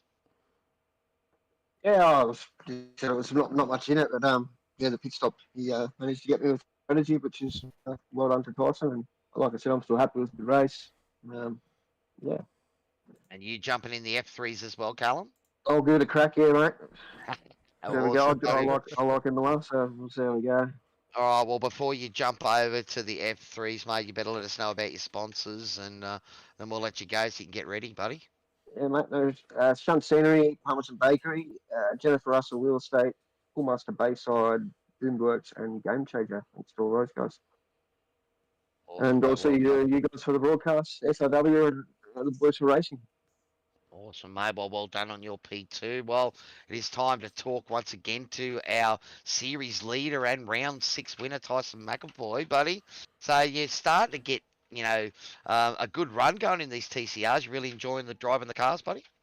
Yeah, I think the results show it. I've been having fun and, driving some tracks I'm not really familiar with and haven't driven the TCR car before. So, banging dollars with these boys and, really having a good fight, leading the championships a bit more relaxing than my previous seasons. So, I'm quite enjoying it. And big thanks to Travis for the setup again, buddy. He's teeing you up, mate. He's finding some good ones for you. You literally stole me me little moment there. I was going to give him a shout out, but yes, definitely a big shout out to Trav. He's been kind of engineering and behind the scenes, giving me all my setups and really helping me, get these victories. So I wouldn't be able to get to victory lane, especially without him. Awesome, buddy. Well, you better let us know about the rest of the sponsors for Performance Sim Racing. Tyson McAvoy, our race 6 winner. Take it away, buddy. Yeah, before we get to the sponsors, a big shout out to Steven Sinkovich for a 35X as well during the race. I'm very proud of him for achieving that great goal of his. And another shout out to Mr. Malaya, our car number 5, our new recruit for Performance Sim Racing. First race with us, and he's sitting nice and pretty in P4, driving the beautiful red Audi out there. But yes, to the sponsors, big shout out to TOYOSIM, Too Easy Finance, West End Motor Group, CowieMusic.com, Track Racer, Panama, the Zuzu Ute, and our men's mental health initiative. Hashtag talk to me, bro. Awesome, buddy. Well, there is our podium for the TCRs here tonight. Tyson McAvoy for Performance Sim Racing taking out the victory ahead of Callan Hodgkinson for Crisscross Racing and Dan Bartosh for Jedi Boy Racing.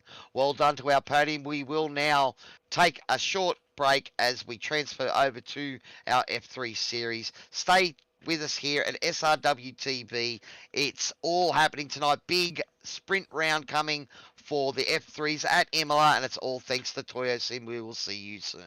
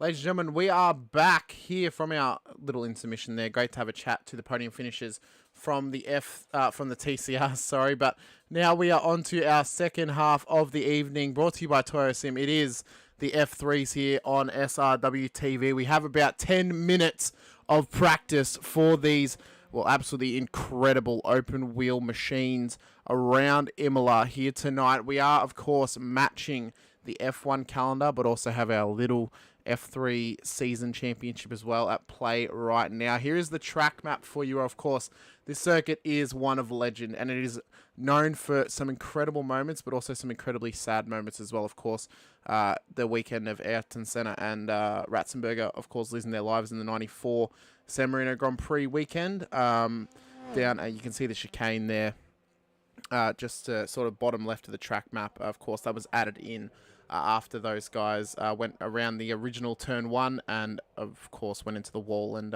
had unfortunate moments. But 21 degrees is the temperature here tonight, 36% humidity, 6 kilometers of wind around this beautiful Imola circuit, of course. Partly cloudy skies as well. We could be in for some absolutely incredible open wheel action. Imola is a circuit that lends itself incredibly well to open wheel racing. I mean, many years of open wheel racing has been done here, not even just in Formula 1, but in smaller categories as well, like Formula Renault, Formula 3s, Formula 2s, and even in the lower half, like Formula 4s and stuff like that. So this track is one of my personal favorites. It is, it's equal first as my favorite Italian circuit alongside Mugello. But it is an incredible race circuit, and we are going to be on for some incredible action here tonight. I am once again still joined by Cowie, Andrew Cowan. Great to have you back here with me, Cowie, and great to get into round 6 here at Imola for the F3s. Yeah, mate, it's a cracker of a track, Imola. One of those ones where I suppose it's probably on that must-buy list of, your top 10 tracks in iRacing, I would think. And, I know it's been a lot of fun in the V8 supercar.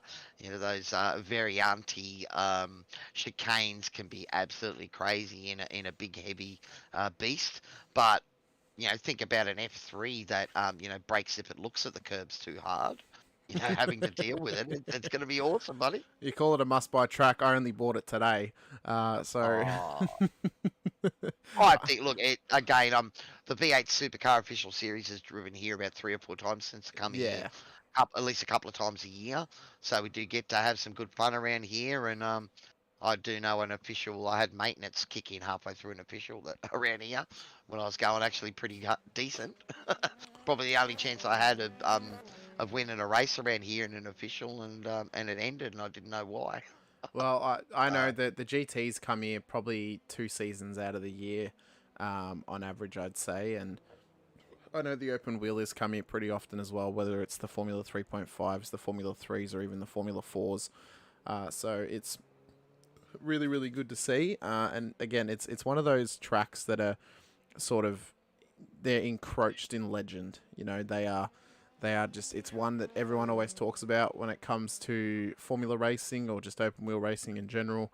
And it is a lot of people's favorites in terms of European tracks because it has so many different layers. It's a bit like an onion. It has so many different layers of changing conditions throughout a whole circuit. You have those tight little chicanes, you have the long sweeping straights, and then, of course, the change of undulation throughout the whole circuit as well. It can make for some incredibly intense moments of racing, but it can also lead to some massive and exciting battles throughout the whole field. Yeah, there's lots of places where it looks like you could go 2 or 3 car wide, and then it goes into 1 car. So it can make for it quite exciting. It's actually an interesting little tidbit. It's actually, I think it's one of the, if not the only F1 circuit to have been raced under 3 different names, because this has been called the Italian Grand Prix in 1980, the San Marino Grand Prix from 81 to 2006, and it's now the Emilia Romagna Grand Prix as well. So, so 3 different names, and obviously, probably more well known as the home of the Scuderia Ferrari, their own personal practice track almost, isn't it? Well, this is their sort of practice track for race conditions. Of course, they have their own track at Maranello, but this is a full length race circuit that they have the beauty of being able to practice on. You know, which is nice for them. It's a little bit like Triple Eight being able to practice at Ipswich, or even you know, teams like Erebus and Grove as well, who get to practice, Winton, or even at Sandown. So, you know, I guess Winton would be the home of BJR. Sandown would probably be the home of Erebus and Grove, since they're both based in Dandenong. Although they don't get to practice there that often because of the noise emission limits that they have at Sandown now. No, that's my pet argument with people buying houses near racetracks because it's cheaper, and then 30 years later complaining that the racetrack is affecting the price of the house. But anyway, that's or complaining about the noise. You're buying a house next to a race circuit. You're not allowed to complain about the noise. Well, that's more that it's only when they want to sell that, because that's when it costs the value. But again, you know, I suppose it's, you know, we've seen so many tracks disappear and become housing estates like Oran Park and that as well. So, you know, Fukukawa, you know, is going that way as well. So, you know, forever grateful for iRacing to get in and laser scan those places. Hopefully Fukukawa will be coming in the next season. That would be awesome. But this F3 series, buddy, isn't it the start of the triple header for F1 this week? Yes. So we're going to get 3 of these double series races coming up. So 2 championships, you know, is going to be happening for the next 3 weeks, buddy. So that's going to be pretty crazy. It's going to be interesting to see how that also actually affects the entry numbers as well. I mean, we have about 15 drivers out there right now. Not all of them have set a lap, though, of course. And then obviously the 16th magical number is Greg Barber, the safety car. But yeah, I have to wonder maybe if the overarching F1 Mirror Championship actually affects the entries into the races, because people are more worried about the year-long series than they are the 10 round, you know, in the season series. It'd be one of those things where, you know, look, I mean, not everyone can commit to every week. Yeah. So maybe if they can work a way of committing to the overarching series for the whole year, that's something they can work around. I mean, at the moment it is Daniel Byrne for a driver 808 for Kittens Racing that is leading the championship. Also took out victory over Scott Barjan and Darren Fahey last week. But that championship I shouldn't say that. It is Scott Barjan that is leading the championship at the moment. Because I think Daniel missed a round, did he? Yeah, Robbie Grip I was think 14 points behind Scotty. Yeah, I think Daniel missed a couple of rounds early on. I don't believe he was at Okayama the first week that I called, which was week 1 of this season. So maybe I think that kind of might have actually hindered him a little bit. But if he's able to stay in this for the rest of the season, he'll rack up points. I mean, he's already had a couple of wins.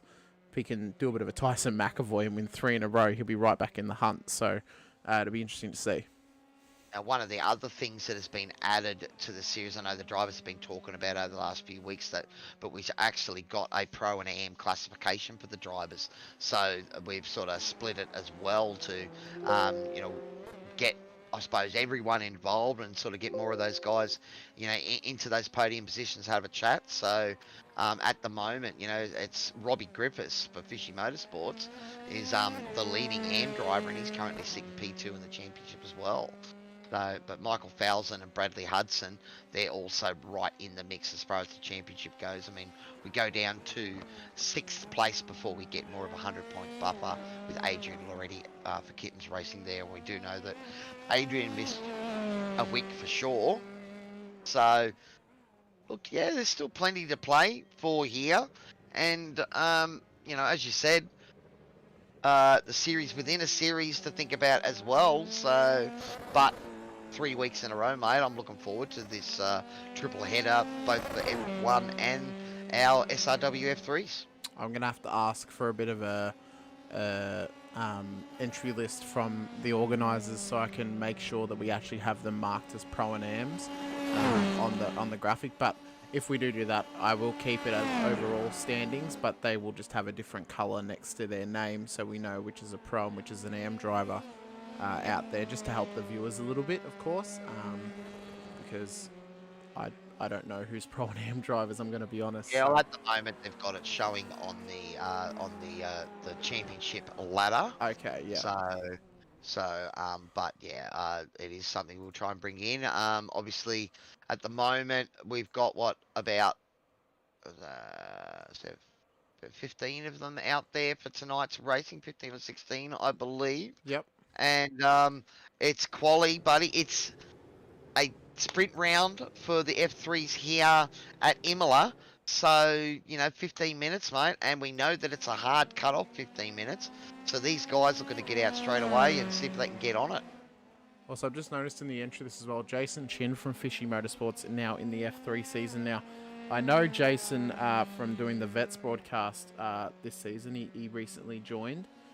As Scott Barton has just frozen on my screen. Oh, he's all right. I was having a little bit of a heart attack there, worrying that my computer was about to crash on me. Rear of grid penalty for car number 28, towing without permission during round 5. So that is going to Callan Hodgkinson. So he will have to start from the back of the grid today, Cowie.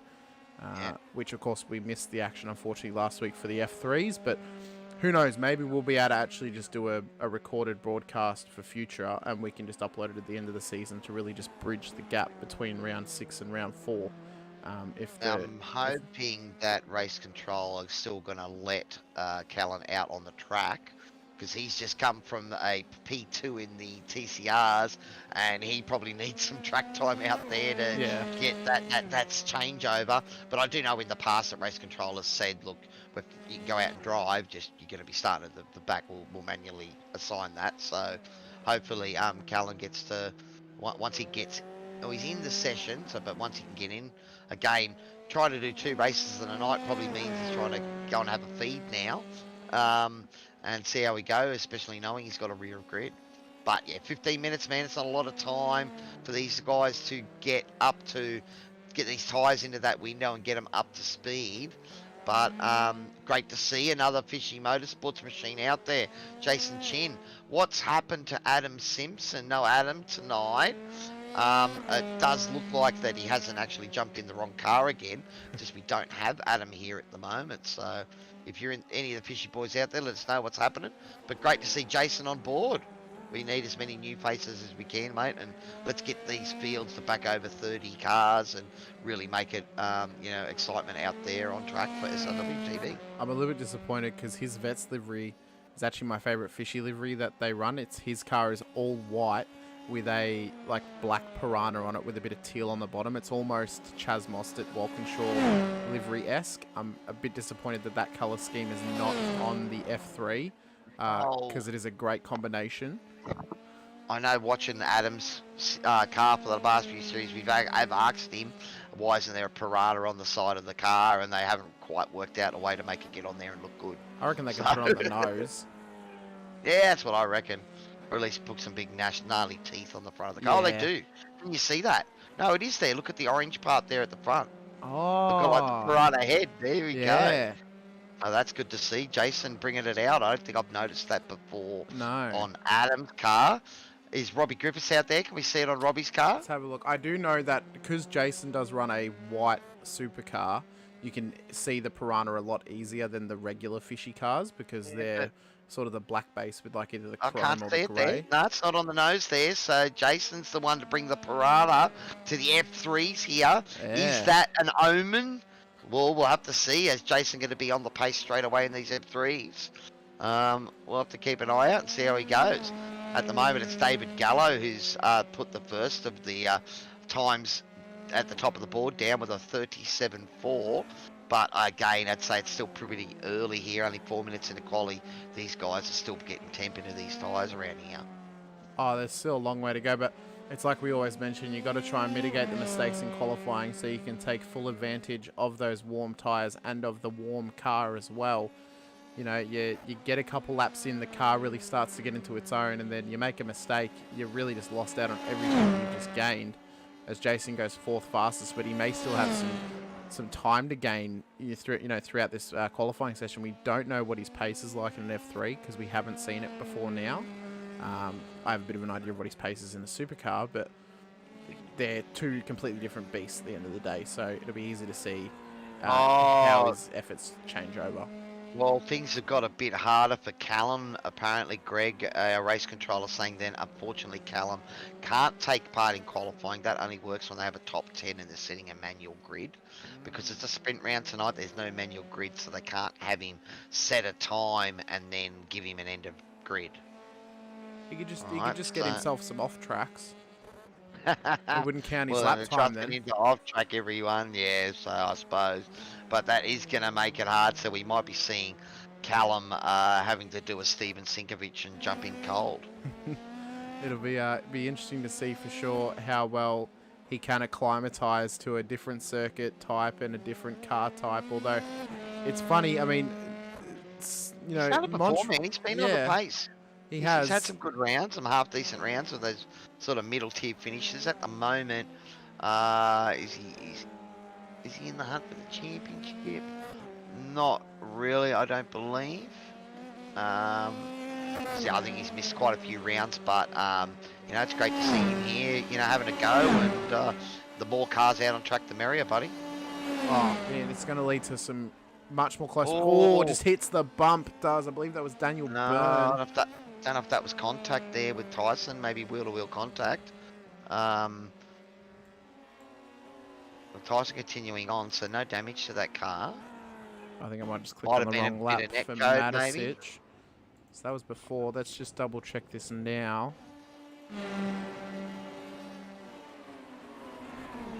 Oh no, he's kept clear, and I think you're right. There's a bump on the side of the road there or something, and oh no, he's come right out into the path there.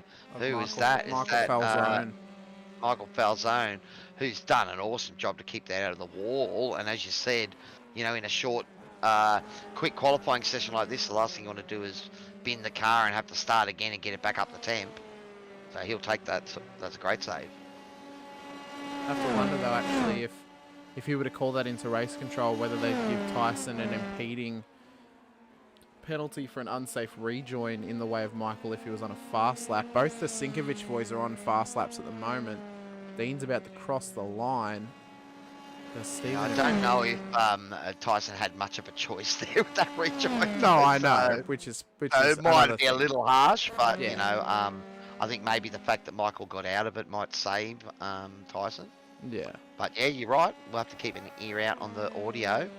Steven Sinkovich crossing the line with a 1:39.4, so each of the drivers under 140 now.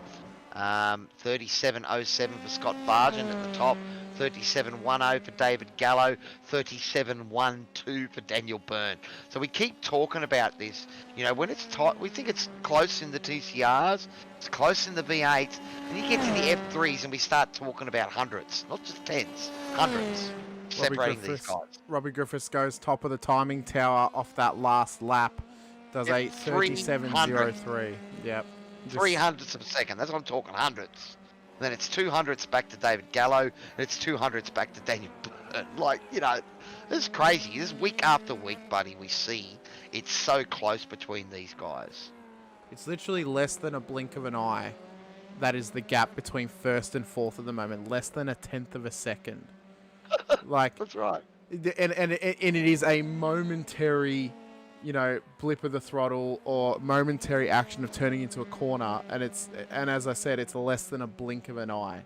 That is how much time is between them. It's nothing at all. And looks, we see it every. Greg Barber, our race control out there in the YouTube chat, maybe with a bit of advice for Callan, saying I'd treat the sprint race as a practice session, get the P10 and start the feature on pole. Oh, nice score. That's a good outlook, actually. Yeah, just roll around, make up the 5 spots to get into 10th place, and then just start it on pole. Now that you got a bit of pace about you.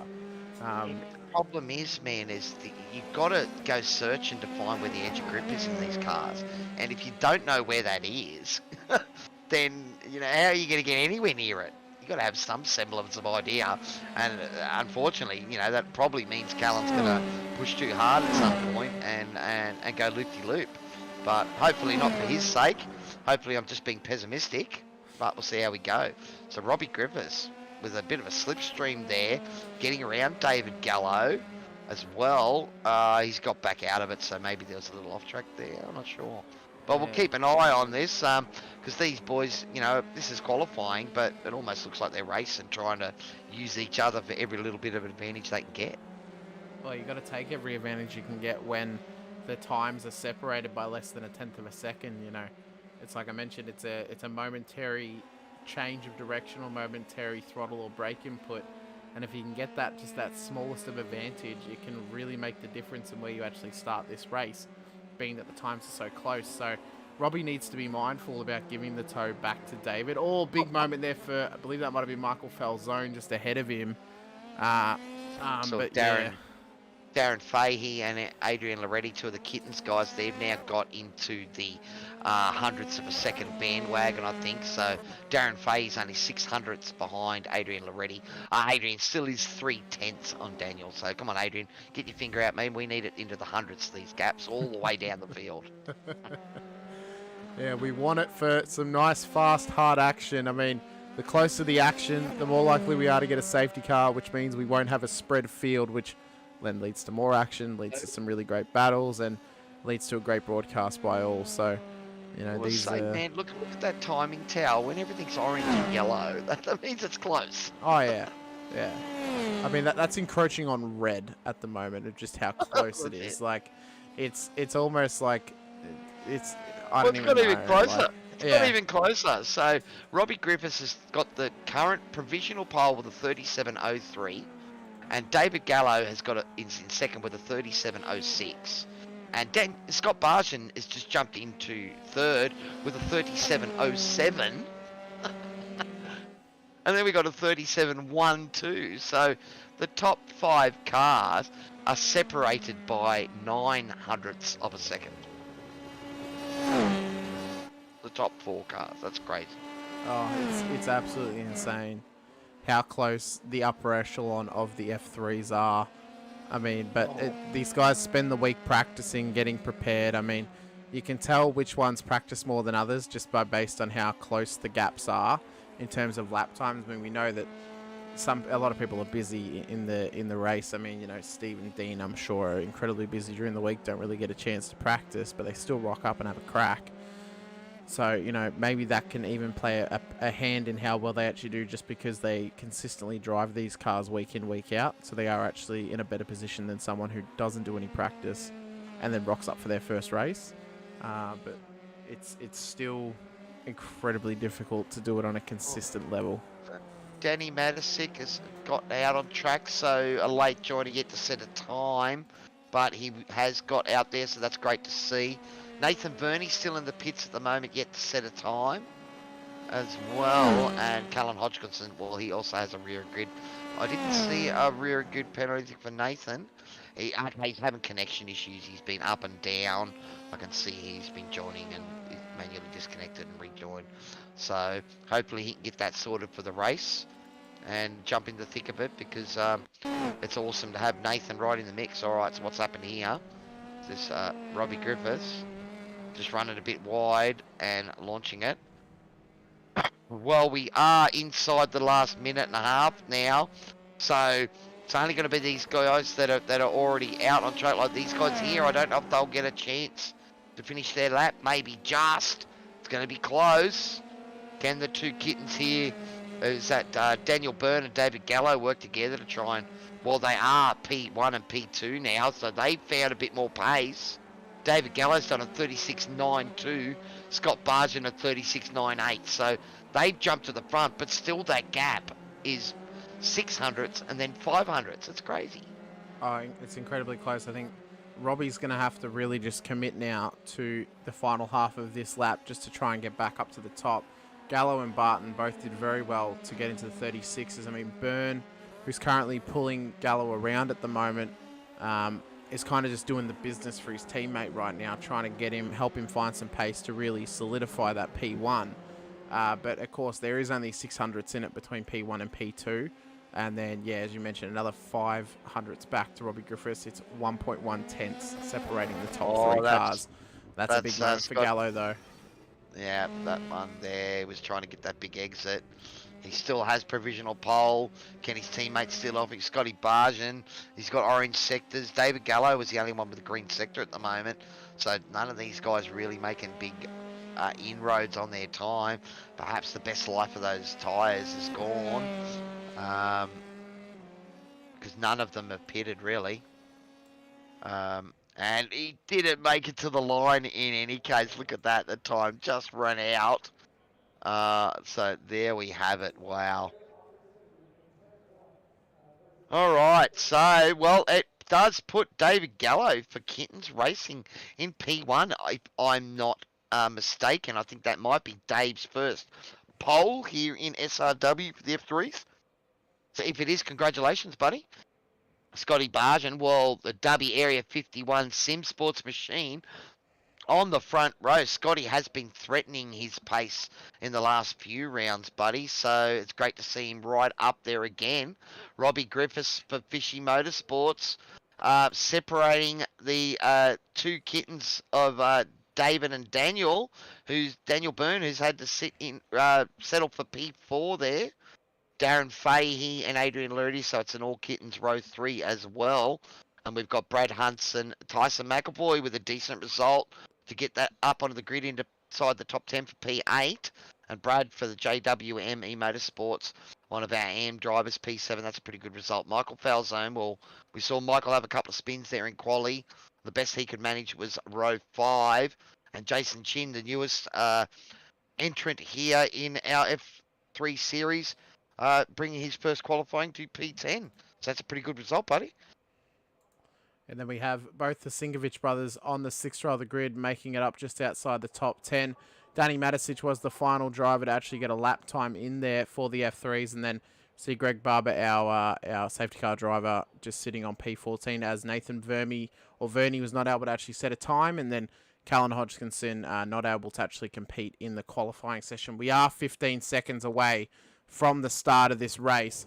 Nathan Vernie is not on the grid, though, so I don't reckon he's actually in the session at the moment. I reckon his connection issues... He's been trying. He's been trying hard, but it looks like it might get the better of him.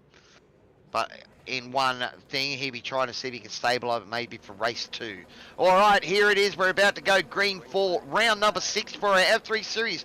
This is a double series race because we have the overarching championship, the F1 mirrored series working as well, and that is David Gallo holding the inside line there to Scotty Barjan. They're going too wide in the back there. Is that JWM? Brad Hudson has made a nice move. I think that was around Darren Fahey and Adrian Loretti. So he's jumped up a couple of spots immediately. But it's clean sailing for David Gallo out front. It's a very nice and tidy start for the majority of the field. Does not appear that anyone has gone off track or had a moment so far. No, Brad, you're up 2. And he's just lit it up and all that work's gone. Looks like he's kept it out of the fence, but it's going to drop him right to the back of the field. So, oh no, buddy. You had a great start and a launch and just those cold tyres, I'd say, and just a little bit too much oomph trying to get out of that, what's that bottom corner called? Tosa? Is that the right one? I think so. Yeah. All right, well, you see the guys coming up. Oh, that's a big moment in behind for Tyson. Over the Varianta. Did he leap that curb, did he? I believe he did. Let's have a look at the replay. That's a V8 supercar line, Tyson. Oh, no. He's just, that is a massive rotation. And wow, couldn't have done a better spin for TV than anything, because that, cost him a little bit of time, but he's got going. It has cost him a place to Michael Falzone, who's also up 2 spots now as well. Brad Hudson, he's our big loser, and Jason Chin, who's had a bit of a rough patch at the start of this race, so maybe just struggling on the cold tyres at the moment. Jace, yeah, look at that. Oh no, that's going to be him. Is that broken car? Let's keep an eye out for race control, because that may be, looks like he's got it going, has he? Yeah, he's driving into the pits. Okay, so he's going to get that fast repair, but it's going to put him well down on the field at the moment. But the battle out front looks like Daniel Byrne has got past Scott Barsden. So Scott Barsden's had a moment. He's back in P5 now. So it's all happening, buddy, and we're only on lap 2 of this race. Can we see what happened to Scott? Got it up on the screen now. Is this cold tyres again? Just overcommitting pace-wise.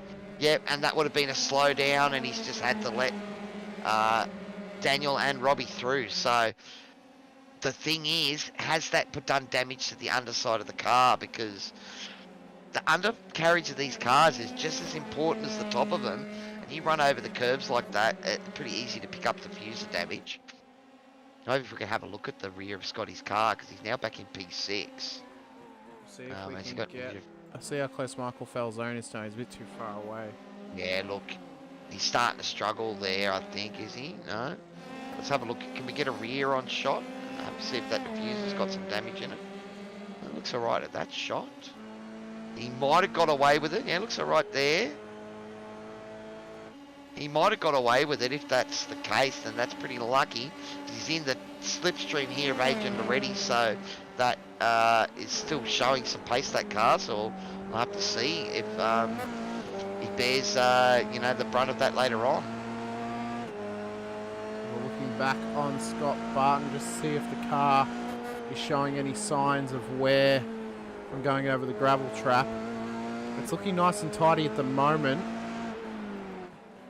We might just focus on him here for a moment. We might even just bring up the Warren and Brown cockpit cam just to check in on the steering. It looks nice and straight at the moment, so I reckon he might be alright. Just maybe a little bit of aero wash. If there's any underside damage. It's hard to say, but going over the curves like that in these cars, the guys have said it doesn't take much to damage these cars. At the moment, you get a little bit of wing damage or diffuser damage, and that you lose a second or two a lap. So we'll just keep an eye on his lap times. It was a 1:41 last lap because he had to save it. But if we can see him get down into the 37s or even the 38s, that'll show that he's still got pace in that car. David Gallo leads the way for Kittens Racing just ahead of his teammate driver 808 in Daniel Byrne. Robbie Griffiths has now found his way up into P3 as well, just ahead of Darren Fahey. Adrian Loretti now up into the top 5 as well. Scott Barton down into P6. Tyson McAvoy in P7 at the moment. Michael Falzone P8. Callan Hodgson in P9 and Danny Matisic making up the top 10.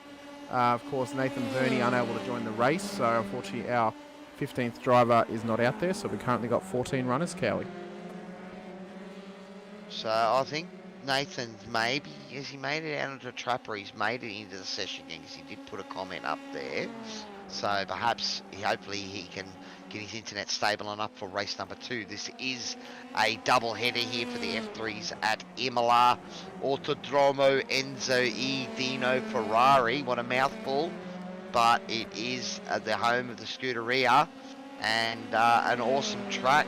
I know it's a crazy track in the V8s because you try to take those various varianti chicanes and you jump them, but we've already seen one car try to jump them, the F3s, and probably not a good idea. You can see they're well away from those sausage curbs. David Gallo, and coming up to Variante Alta. Let's have a look at the line and see how much room. Yeah, so they're only just sort of kissing the curbs. Definitely not monstering them like you might in a V8 supercar. So we need to keep an eye on how these guys attack those curbs. As we have mentioned, they are almost curbs of death for an F3 car. I mean, these things are like wet pieces of paper when it comes to absorbing damage. They can just be ripped super easily.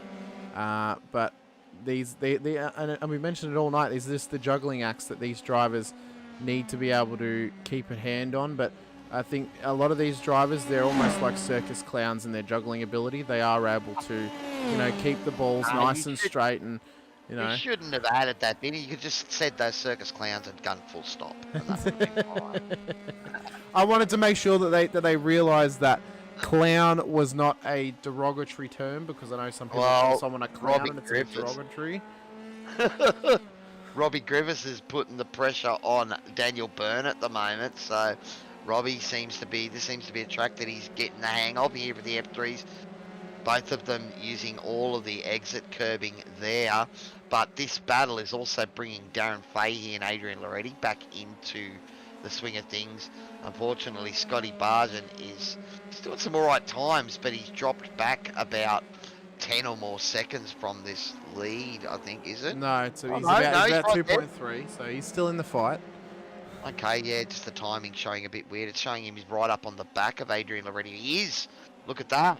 He is up on the back of him. So for a moment there, my timing telling him he was like 10 seconds behind, but he's right on the back of him here. And this is a fixed car train for this motor race, buddy. Good to see. This is the battle for P2. Of course, so P1 is not too far up the road.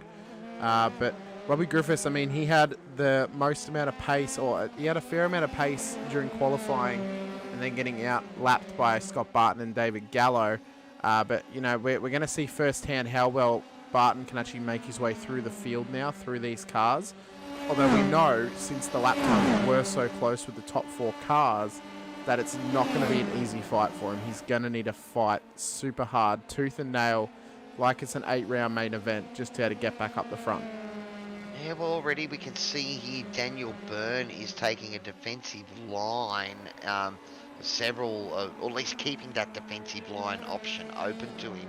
You'll see he's sort of moving over to cover the line and then seeing that Grobby's not close enough, or he's got him covered, he can move back to his normal racing line. So already, only sort of 8 minutes into this sprint round, you know, there's already games because, as you said, 20-minute race, mate. You blink and they're going to get past you. So you've got to stay on it. We'll see how well these drivers can stay in this fight. Of course, we have a 20-minute sprint, and I believe it's a 40-minute feature, if I'm correct, Cowie? Yeah, it is tonight, and at the moment it is Danny Matisic that is sitting in P10. So that is the pole there. Brad Hudson for JWME Motorsports. Well, I suppose the one saving grace that he can add from that little moment he had on lap 1 or 2 is that he is P9 at the moment and will be near the front of the grid, if not the front row, for race number 2 with that reverse top 10. Tyson McAvoy here, he's trying to get into that 10th position, putting pressure on Danny, because we know Tyson likes to lead from the front, so he'll see this as very much a challenge. And he's gone the last of the late breakers, he calls himself, and he definitely tried it there. I think he's just trying to contain the pressure a little bit. Well, I was going to say, look, one of the things, Imola, even the V8s here, I know it's one of those tracks that's not easy to pass because it's a track that you can do defensive driving on. And we can see here, you know, Danny and Tyson here playing a little bit of cat and mouse. Danny was trying to make sure Tyson had a narrow run. Danny had to get out of it there. Tyson's caught a bit of curb, got away with it, but he will have the inside and can now be the defensive driver himself. So this is all important, and Dean Sigovic's getting in on the action here as well. So these boys are fighting hard because this is not just P10 of this race, this is P1 for race number 2. And we saw there Danny overcommitting, having to get out of it, but it's costing him a spot. But more importantly, that car is not broken and still going. Do you reckon maybe it's more beneficial to finish the sprint race, maybe not in first place, maybe finishing maybe 3rd down to 5th and actually having an advantage on the start for the feature, since the feature is worth more points? You got to take the W when you can get it, man. When you're a driver like myself, where W's are few and far between, I'll take it any time. So a race is a race, and it just means that you've got to do it all again, and you get the fun of battling your way through the field. So it does mean that the fast guys do have to they can't just run away with it. They've got to earn it in that race number 2. So Darren Fahey has now lost out to Scott Bartigan and Adrian Loretti. Look at the move as well with Bartigan and Loretti now. Oh, there's been a knock. Was that contact? Let's double check.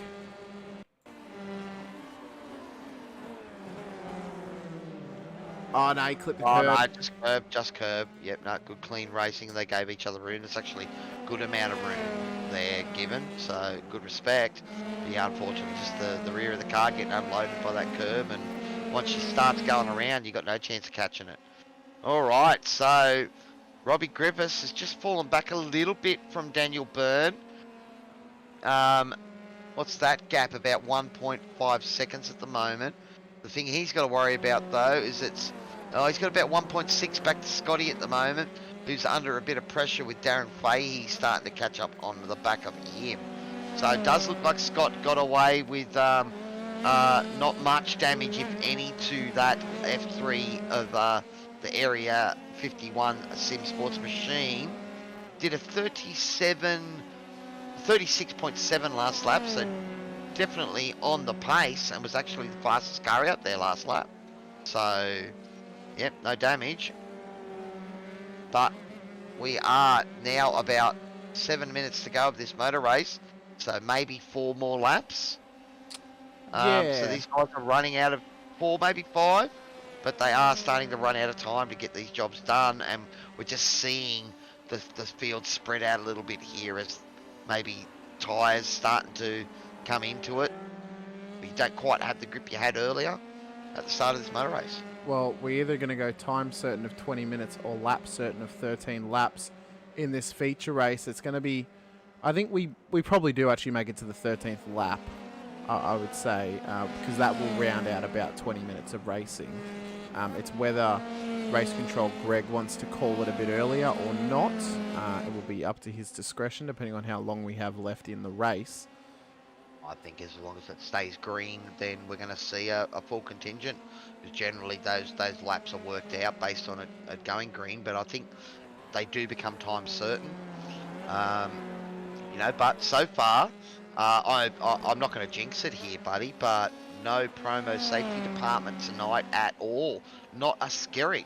I believe that might have even been the first mention of the promo department safety car tonight, and we haven't seen it. And that is a rare thing when it comes to F3 racing, I think.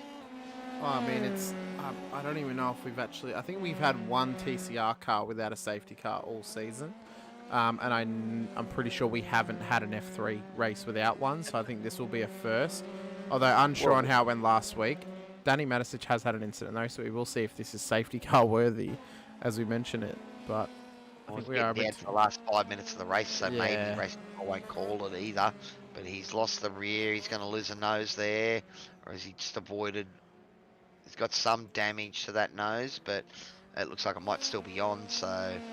Oh, it's bent up, so the problem with that is now that car's going to handle...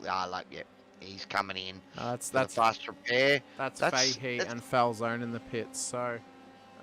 where is Matisic? He's not at the pits yet. Fahey, so those guys have entered the pits. That's a damaged up car.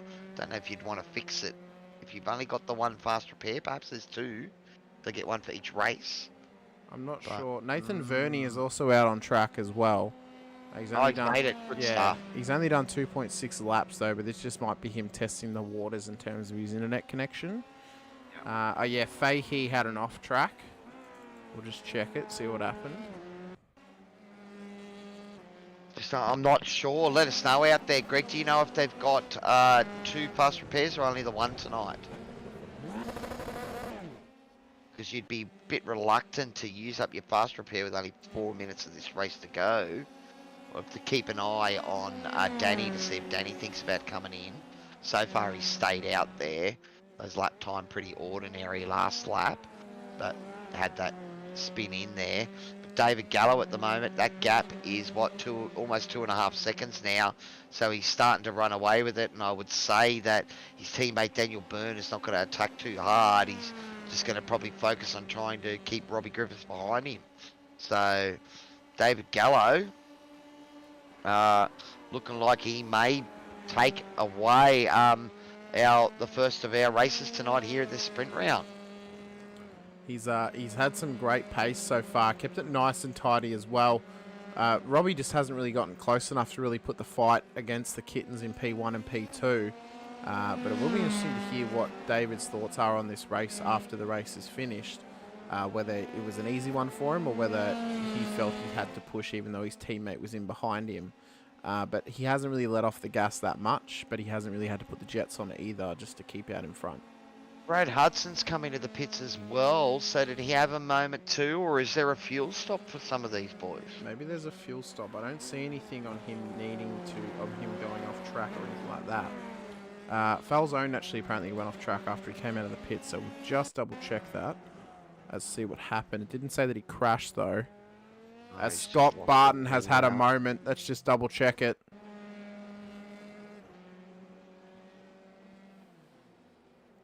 So coming down to the final couple of corners.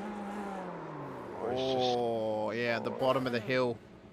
Yeah, coming up to Variante Alto. That is, what's that section called? That's the Piratella, is it? Yeah, so Gallo in as well, so there is a fuel stop. That's Ravazza.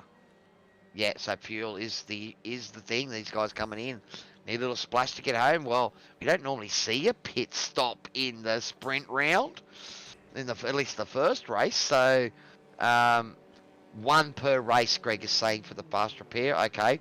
Well, knowing it now that fuel was an issue, that perhaps these boys will taking fuel. But if they've got one per race, well, that will give Danny and there was a Brad and Scott Bargent a chance there to fix their car, and that's a moment from Darren Fay here at Variante Alta as well. So there's only about 1.5 minutes of running left in this race. I would assume this will be the final lap, although we haven't actually gotten the white flag, so I reckon we're going to have one more lap here, Cowie. So we will actually get to the 13th, I reckon.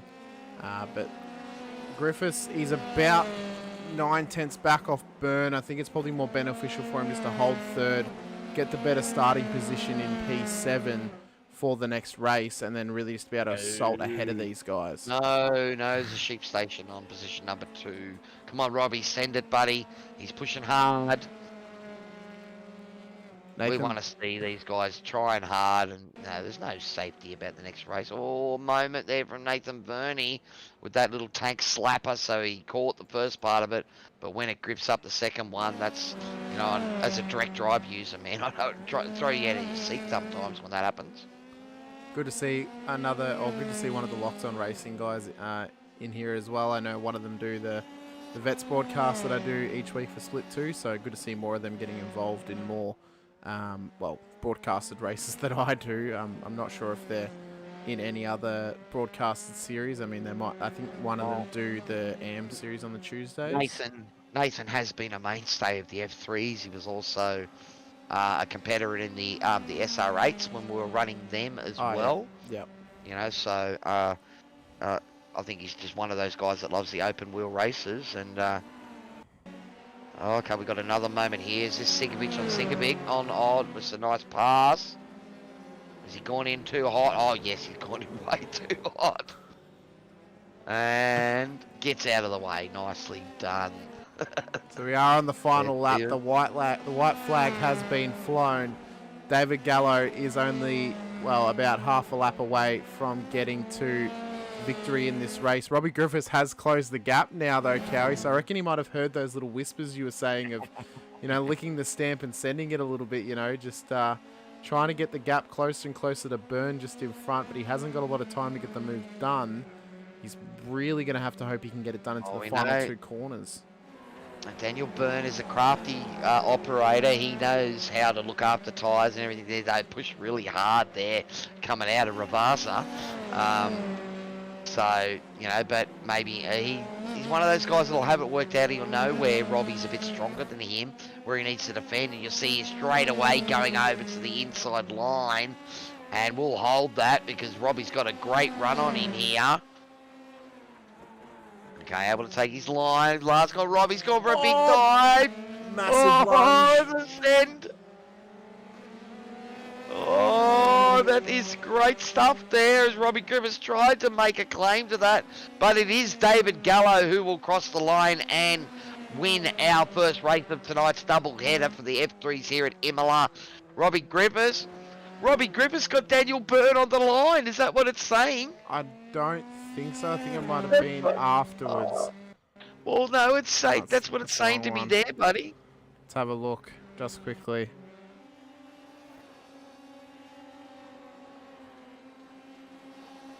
No, it wasn't. It was after. No, it was Daniel Burns. So I think they made his swap positions after the line. Yeah. But that was a great little battle going on there. Robbie, you tried hard, buddy. Well done. And Bradley Hudson, well, that's a pretty good recovery from Brad to finish P5. Tyson McAvoy pinning the car after the flag. I think that was actually either just on the line. Yeah, after the flag. Yeah, it was. He broke the steering rack. So when did he break that? Just then. Can we go back a couple of corners? No, but he was fishing down the straight. I'm wondering if he heard something else. He's just doing it for fun. Yeah. He's doing it for fun. And then that's broken it. Yeah, you can see it disconnect. Oh, what an end. Well, that was certainly an entertaining race. No promo department safety car.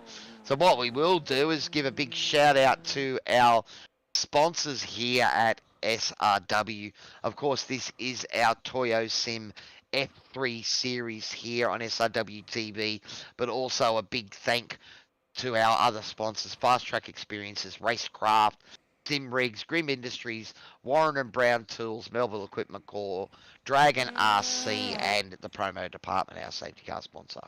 Well, buddy, race number 1 is done and dusted. Now got a little bit of 5-minute warm-up, but let's see if we can get our race 1 winner into the broadcast. Have a little bit of a chat with us. Here he is, David Gallo. Well, great race number 1, buddy. You showed some good pace out here. And you had you were able to keep Daniel back there long enough that he was forced to be your rear tail gunner there at the end. Yeah, evening guys. Yeah, thank you. A bit of clean air at the front and bit of peace of mind with Daniel behind me and that bit of gap, I think. So that was good. Daniel wasn't going to steal it off you there early in the race, buddy. Was it on between the two of you and then you get to a certain point that you call it? I think it was busy sort of keeping Rob at bay at the same time. So I think they I broke that bit of toe and I think he was trying to do the same, which sort of gave us that little bit of a gap, which I sort of managed to hold for the race. So, but that was good. It was good. Now, I think you've got another victory here at SRW previous seasons, but it's been a while, Dave. Am I correct there? I'm not sure whether this season or last season. Yeah. I thought you had picked up another victory here, buddy, but it must feel good to be out front. And as you said, clear track, you're just able to race your own race. Is it your own worst enemy out here at Imola for these cars? Because some of those sausage curbs look like they would hurt if you get it slightly wrong. 100%. Yeah, they're pretty unforgiving. So especially through the S's, if you manage to clip one, it's going to throw you right off. So it's just quite a bit of a balancing act when you come through those, but managed to stay off them and stay clean. So it's good. Well, it's been an awesome drive, buddy. Well done on race victory here for the first of our sprint rounds tonight. But it's all to do from P10, mate. Have you got a strategy to try and carve through the F3s in front of you? Not really. I have to just get off the line clean and let the tyres get up to temp and just if I can go one by one and make my way down and see how we go.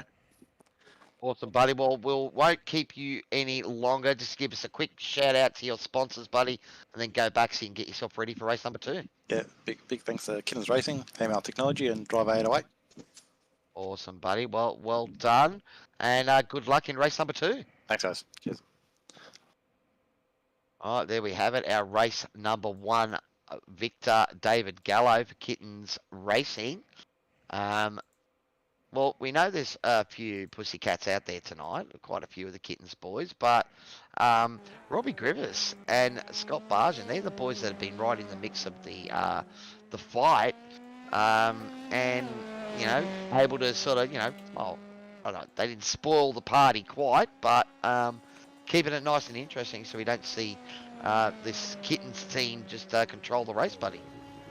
Yeah, for sure. I mean, it's going to make it really, really interesting in terms of watching these guys try and make their way through the field. I mean, Scott Barton managed to he dropped a couple of spots in that race, and now he's actually going to start further up towards the front, so he's now going to have a bit of an advantage over Byrne, Gallo, and Griffiths, who finished in the top 3, and even Loretti as well, who I believe finished in P4. So it's going to be very interesting to see how this all plays out now, because Scott has the pace to win the race, pardon the pun, but it's whether he can take advantage and he can stay in front of these guys, because these guys have got the same amount of pace about them, same amount of racecraft, and we could be on for some fantastic moves and fantastic battles throughout the field, watching these guys make their way through up towards the front.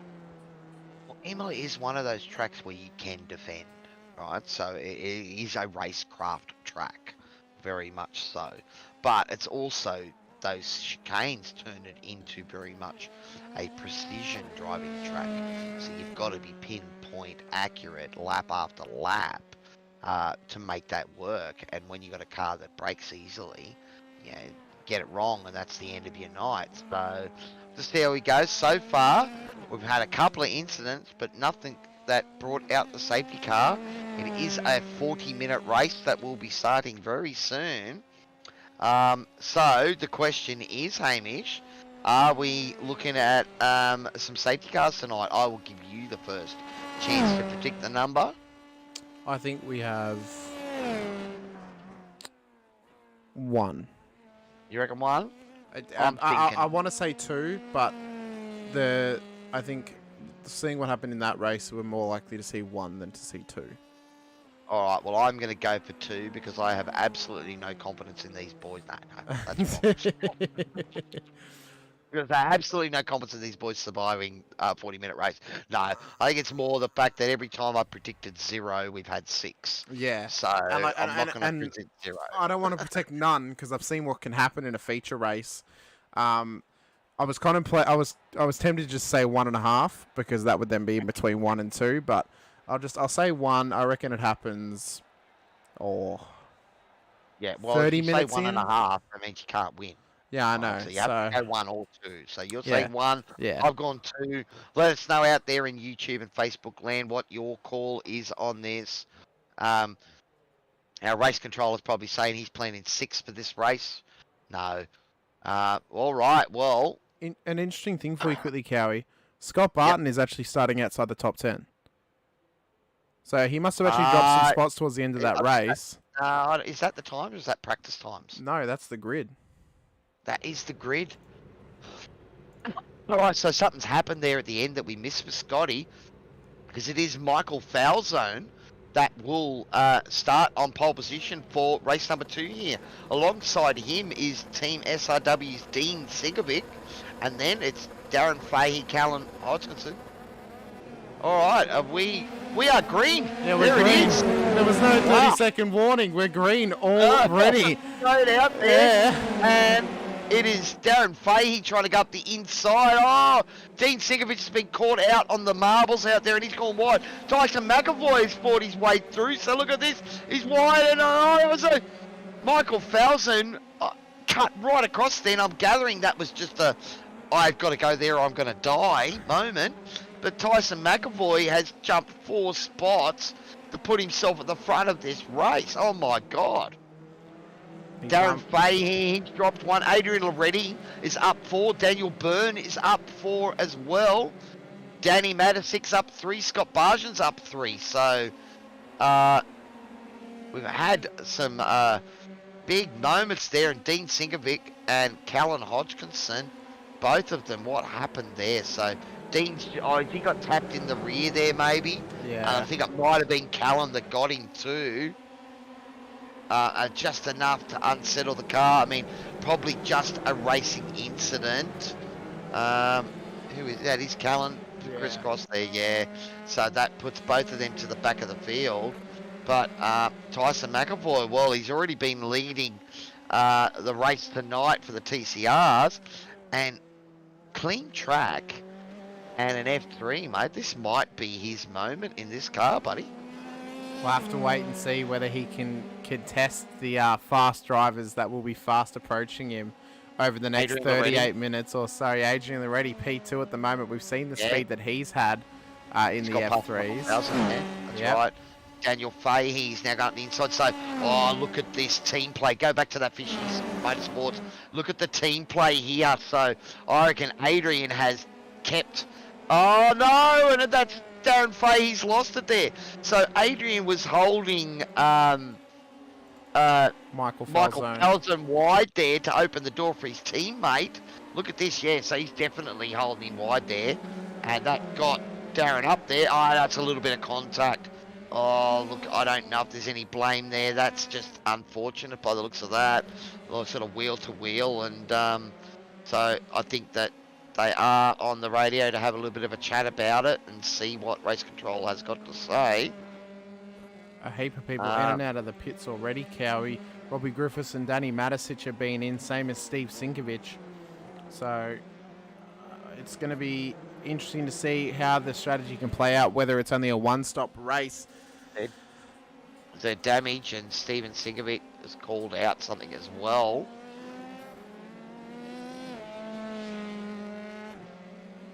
But the gap already is 1.6 Unfortunately, seconds. they're saying the Darren Fahey's moment there with Callan Hodgkinson, I think, was it? Oh, sorry, it might have been, no, with Tyson, I think it was a heap of net code there, race control, just saying that, which is unfortunate.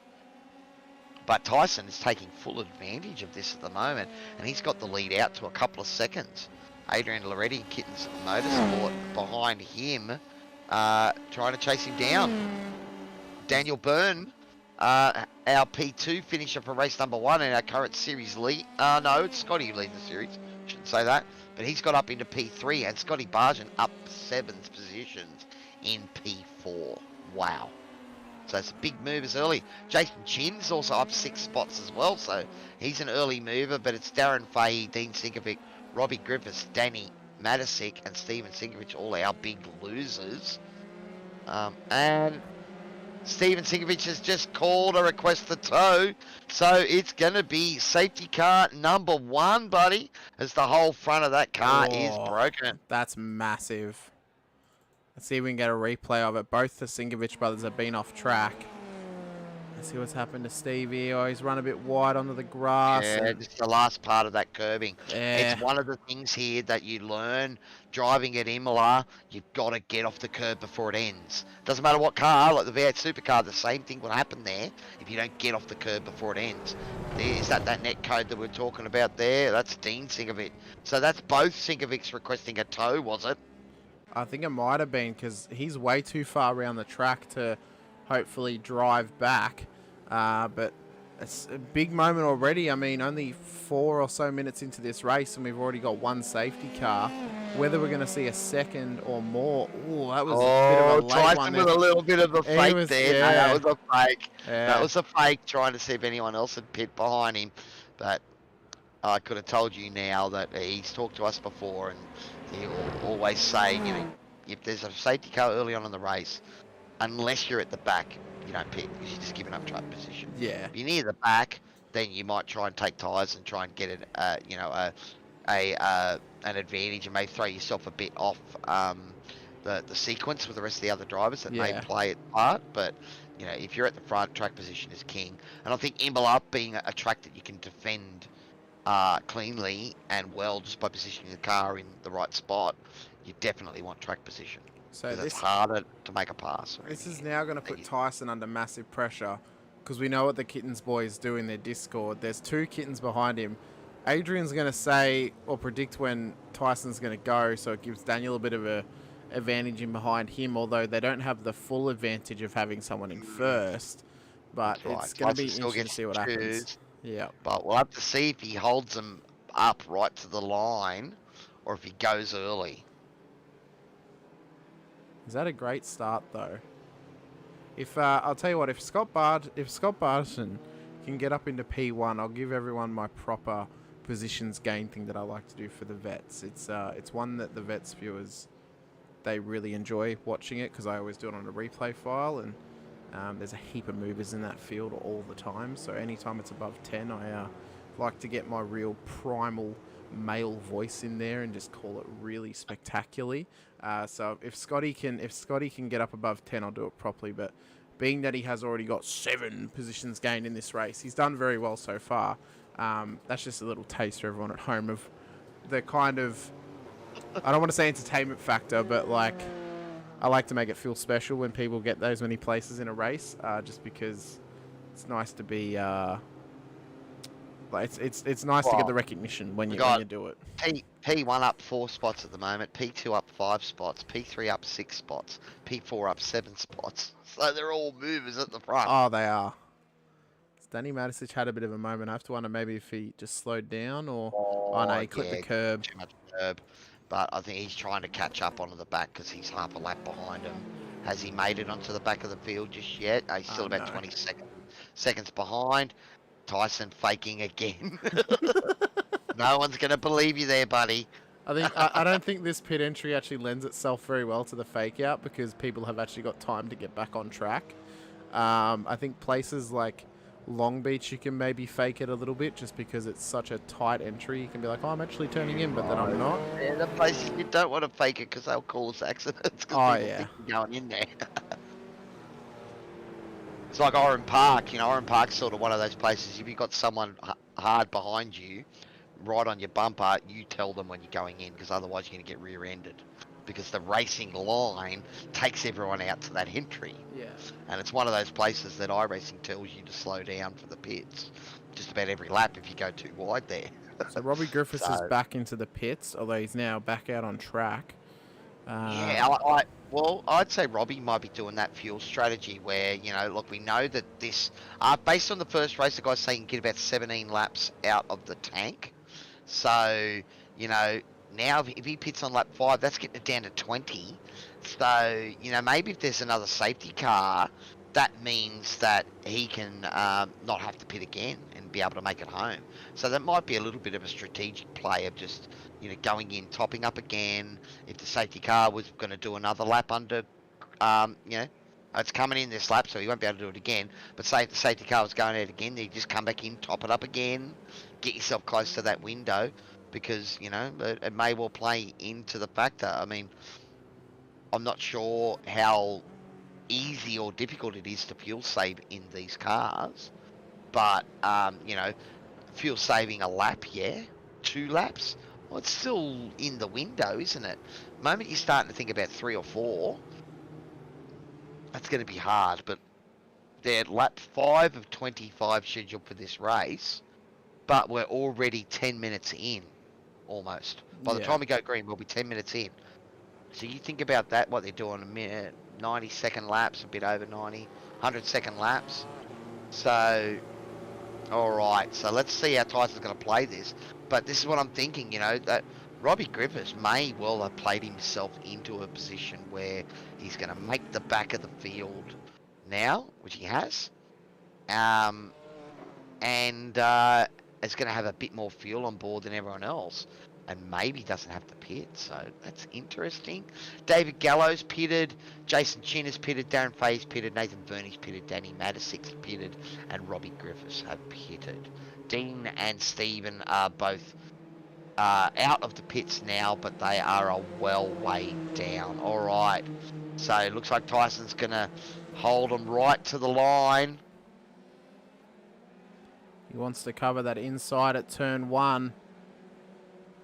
Oh, this is safety car breeds safety car moments when it's this close.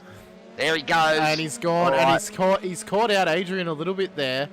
He managed to gap him just slightly, but I mean, Adrian was pitching a 10 in behind the rear wing. Just kind of in the back here. Scott Bargen and Michael Falzon, I think it is, or is that Bradley Hudson? I think it is, trying to make a move around the outside of Michael Falzon, and he's got that done. So I saw that in the background. That was a great little battle.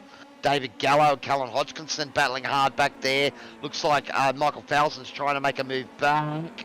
Not quite far enough there, Michael, but nice try. However, he's lost a bit of momentum on the exit there, and he's going to make himself vulnerable for David Gallo, but he couldn't quite get close. And is that Callan Hodgkinson going up the inside of Darren Fahey? So, gotta love safety car restarts, mate. It jumbles it all back up and throws the pack back together. And it creates for some intense and incredible racing for the viewers and for us as commentators to see, because it means that they're under pressure. Look at Adrian right up behind Tyson now. That cost him a run though, and Daniel's got a run on him. Is Adrian gonna... No, it looks like Daniel's just gonna sit him behind. But yeah, I mean, that's one of those things, you know, one of the advantages of having a teammate behind you is you can attack and know that if you do get a little bit wrong, your teammate's going to cover you. Adrian looks See to have a here. mega run. And that was a tap there. So Tyson got hit on the rear. Adrian's lost the rear as well. So a little bit of contact. I think just close running. Tyson sort of held his line, and maybe Adrian was going for a big dive up the inside there. Yeah, we'll have I don't know if race control's going to say that anything other than a racing incident there. But he has called it in, and we'll have a look. And that's cost him about 7 or 8 positions there. So, yeah, that's contact. There was contact. But when it's that close, to see what race control's got to say. All right, well, Daniel Byrne, that elevates him to the lead of this motor race. Driver 808 was our winner last week for the round that we didn't bring to you guys, which we are eternally sorry for. But he's making the most of it at the moment. And Scott Bargen up 9 spots, buddy, so he needs one more, does he, for your big prediction and your big excitement voice? Yeah, he's very close to there. He's on the tippy toes of cracking the actual proper positions gain that I like to give to people. I kind of make it a rule now, unless it's above 10, I don't really do it as often, because otherwise it can get a bit much and people start to complain a little bit.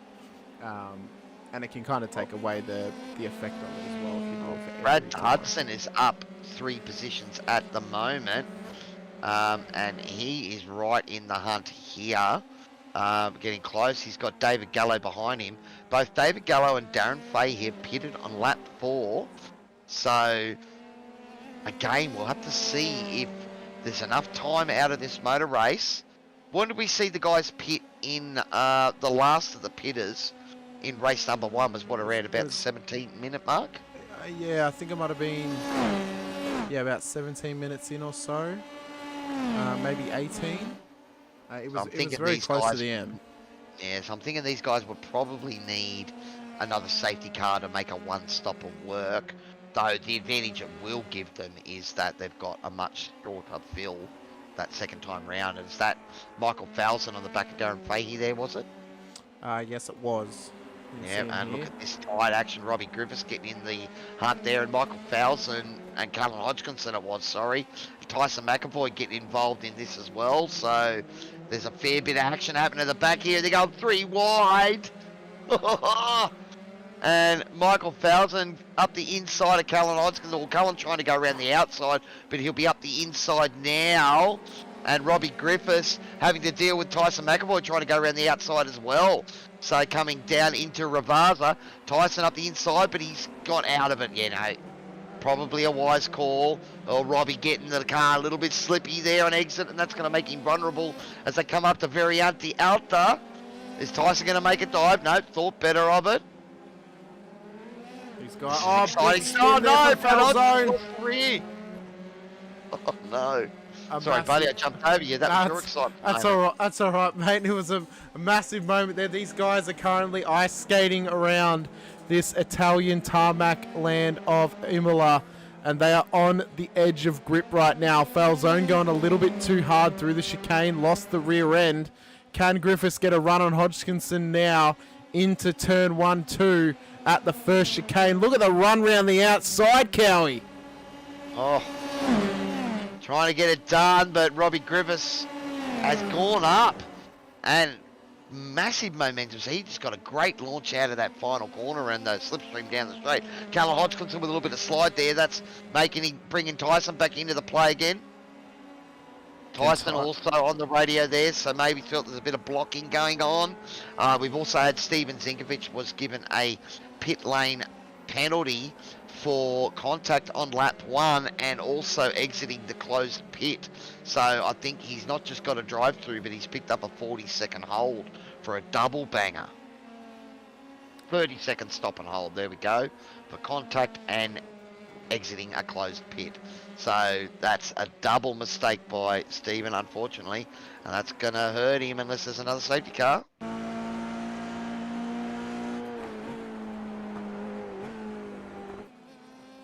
Here's Falzone out another spin. Just coming onto one of the straights there. Unfortunate for him. He was having such a great run there, battling hard with the boys up front. But we just know that, like, the level of commitment for these fast guys to be up the front of this field, it means you've got to be right on the edge of grip, trusting the car. And we keep seeing time and time again that when you do that, you're really opening up the chance for the rear to go on you. It's such a fine line, and we've seen the best of these guys make mistakes. So, you know, I suppose, you know, when you've got the pressure of the fast guys behind you really pushing you, that's when you're driving at your limit and can bring it out, mate, unfortunately. But that's how we learn. So we have the images of Scott Barton trying to catch up to the rear end of Daniel Byrne in P1 at the moment.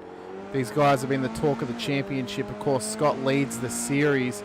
I believe Daniel leads the Mirror Series for the F1s, if I'm correct, Cowie. So these guys are really they're the talk of the town right now in terms of F3 status. Yeah, unfortunately, the Alpha Venturi boys and Downforce Racing boys that were, you know, taking it to the Kittens boys last season and at the start of this season, we, you know, had the Downforce Racing boys, who was it? I'm trying to think of his name. It's just gone now. But they were the ones that were really lighting it up at the start of the season.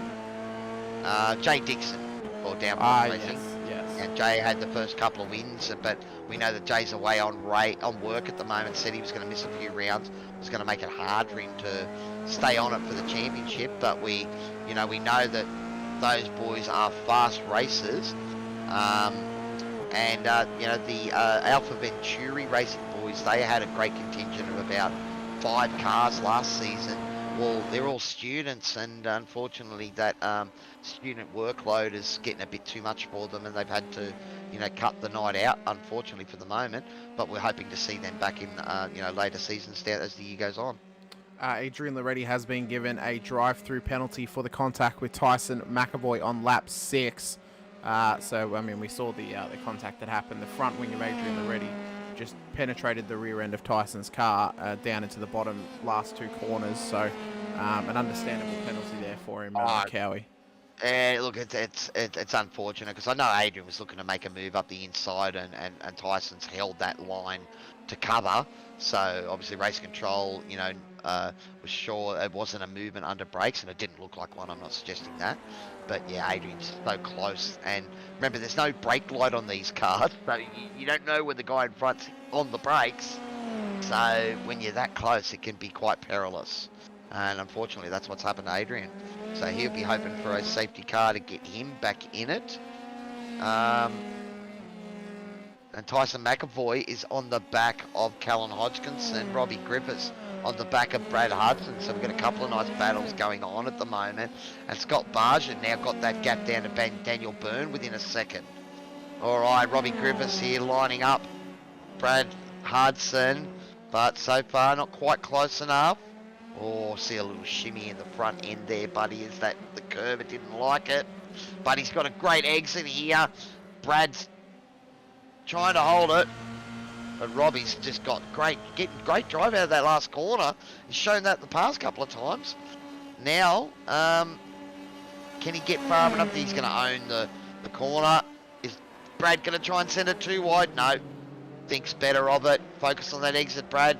Oh, little bit of curve, that's cost him.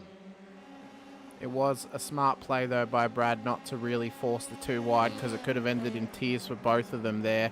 And then it could have also ended in a penalty for Brad if it kind of looked to be more out of his favour in terms of, you know, him actually turning in on Robbie. But it was a smart move just to let Robbie go through. He knows Robbie has pace on him, but he put up as much of a fight as he could. But Robbie, at the end of the day, had the toe, had the better exit out of the final corner, and just got it done before the actual first corner. I'm thinking you're just saying and hoping that because that way you would lose the safety car bet if, you know, they had to take all together there. You've only called 1. So far you're on the money, buddy, but we've still got 18 and a bit minutes of this motor race to go. So, but normally that safety car breeds safety cars. It happened though. Robbie there getting the rear of that car lively, has held it. I think that is Dean Sigovich up ahead there, letting the lap cars through. Oh, we've got a moment here from Callan Hodgkinson, have we? Coming up the very end to Alta. This is an extremely difficult section, and he's lost the rear of the car, and unfortunately Callan, who was having a pretty good race there, up a bunch of positions, now finding himself down 4 from his start of this race. Scott Barton, Brad Hudson and Hodgkinson all in the pits now. Daniel Byrne is the last of the front runners who need to come in. Of course, Michael Falzone and Adrian Loretti also need to come in as well, although Loretti has actually served his drive-through, which is good. So David Gallo will actually take the lead of this race once Daniel Byrne comes in, although he pitted on lap 3, so we have to predict he's going to need to pit again. Yeah, but he's going to have a short fill, but yeah, I think those guys that did pit and give up track position, you know, are going to have to do it on track, because unless we get a safety car very soon, they're going to have to pit, because they're only going to have about 3 or 4 laps advantage on the field. They could probably get to maybe lap 20, 21. So I suppose they've still got a little bit of time to play that strategy out to its fullest. But at the moment, it is driver 808 Daniel Byrne, who has a almost 5-second lead over his teammate David Gallo. So it's going to be interesting to see what the play is now and where Barton kind of lines up with Byrne when Byrne comes out of the pits. This is a circuit that you can get the undercut done on, being that it is about a 90-second lap time, although the pit lane travel time is only about 30-odd seconds as Byrne does come in. Reacting to, I'd say he is reacting to the guys that pitted last lap there as well, because as you said, you know, when the undercut is the play and you see the guys behind you pit, then, you know, if you wait a couple of laps, you're giving them every chance to make that undercut work, so you've got to react straight away. And we are inside that window where they can fuel and get home, so I think it was a bit of a no-brainer there from Daniel, I should say, and we'll see where he filters out. He's coming out on the exit now, and is Robbie Griffiths going to get him?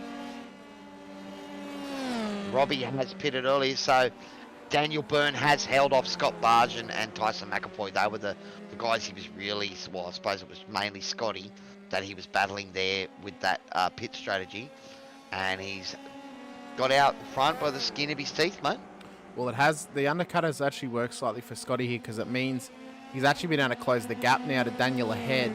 And even if we don't get another safety car, he's actually going to be able to put the pressure on him. And having Jason Chin just ahead as well has allowed him just to bridge the gap even more. Yeah. So the battle's on for provisional first place right now, Cowie, between Barton and Byrne.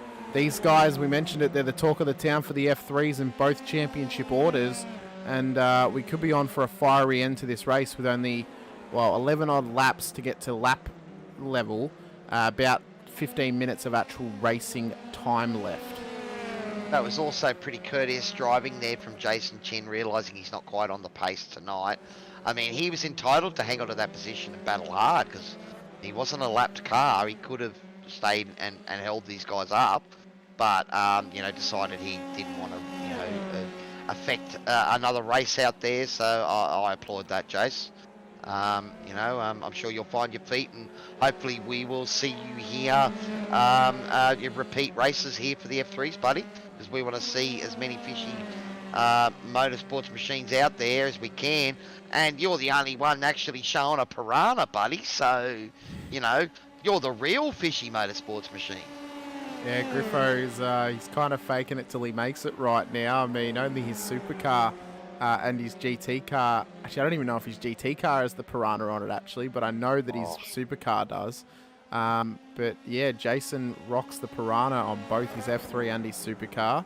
I mentioned how good his white car looks. I'm hoping he can get that color scheme on the F3, because I think it'll actually suit it very well. Maybe they could actually run almost like a Red Bull style. You know how like the big bull is on the air intake? Maybe they could put a piranha up there. Yeah, it's possible. The Red Bulls were running that pink livery last time that was shined nice at Miami. Looking at the livery here of Scotty Bargen, I do like that kaleidoscope coloured rear wing there, which is pretty cool.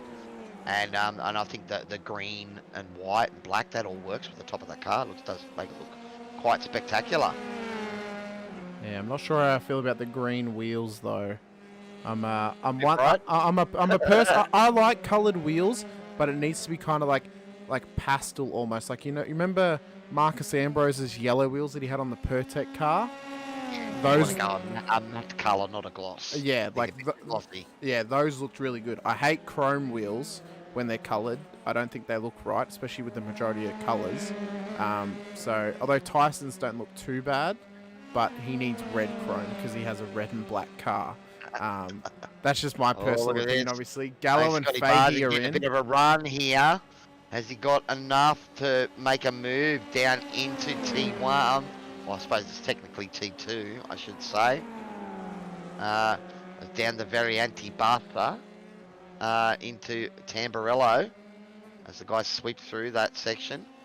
I must admit, some pretty cool names here for Imola. I mean, everything's Variante, so I'm gathering Variante is maybe chicane in Italian. Yeah.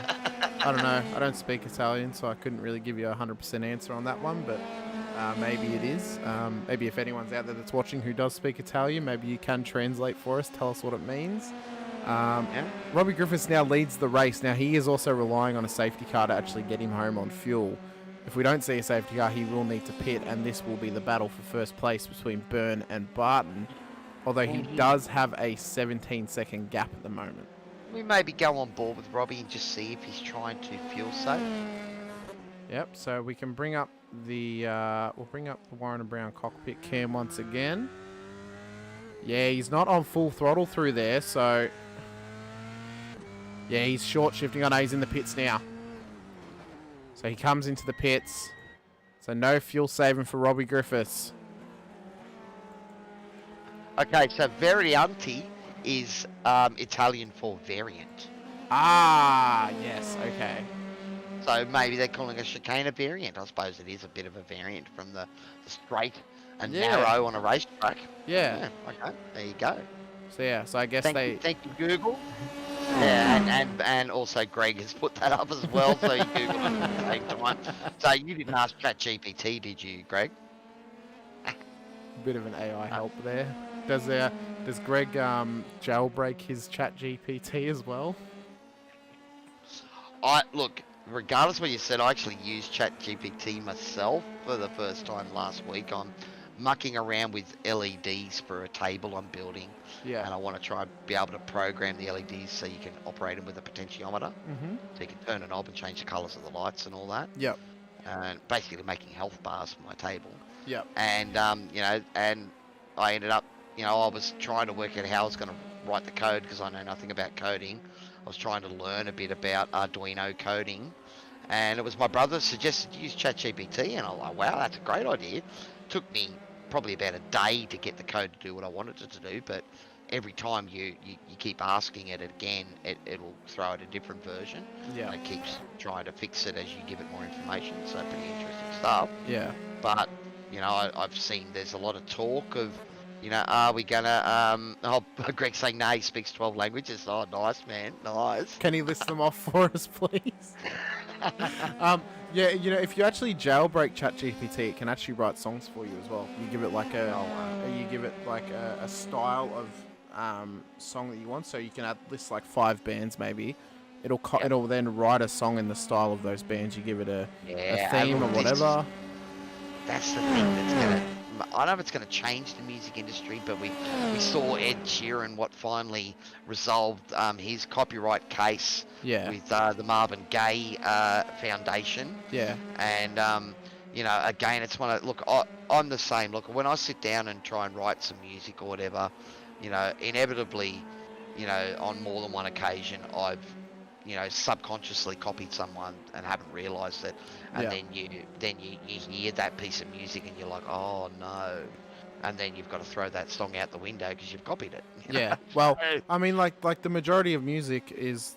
I remember there was I can't remember the name of them now, but there was an Australian comedy group who did a song at the Melbourne Music Festival, the 4-chord song. Yeah, Axis of Awesome. They did the 4-chord song because every pop song ever has been using the same 4 chords for like the last 50 years.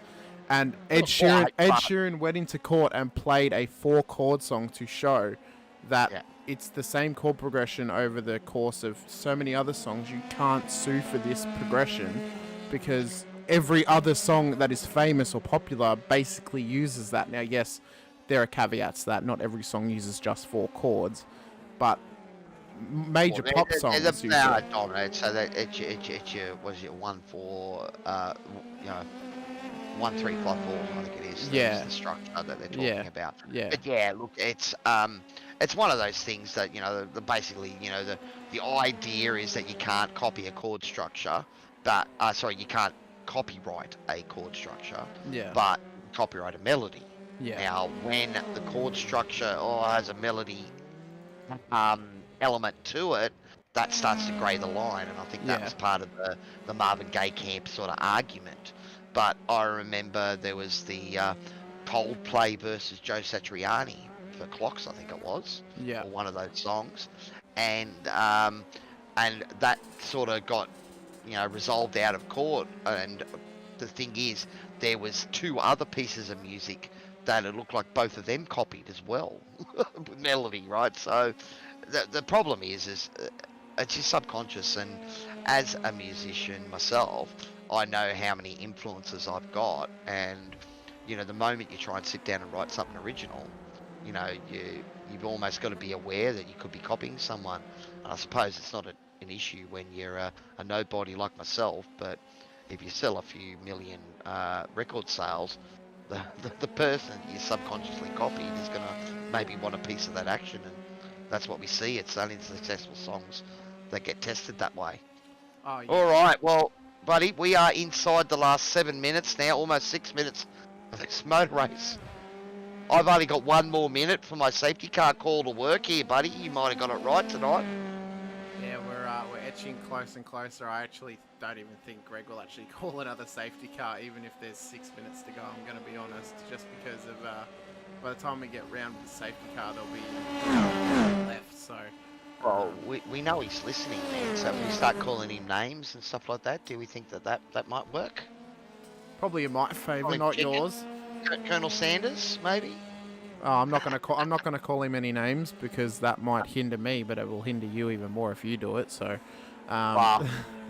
I can't remember if Greg's race control for the V8s, but I know the GT3s. He's one of our lead drivers, and I think he's actually leading the series in the GT3s because I know he's an absolute weapon in those cars.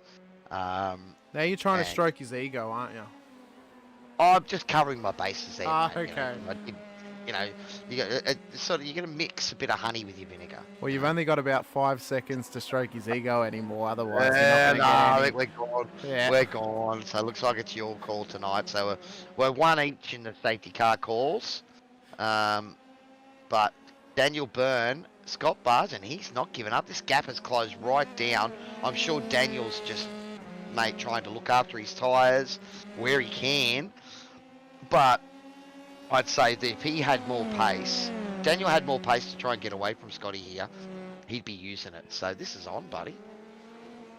Yeah, I think they're going to go right down to the wire. Daniel's going to have to hope he can get runs out of the final corner just to kind of mitigate the gap a little bit, close it up, get even closer, and then make a final assault possibly on the last lap of this race where he can get a move done before turn 1 and then just kind of hold Daniel behind him.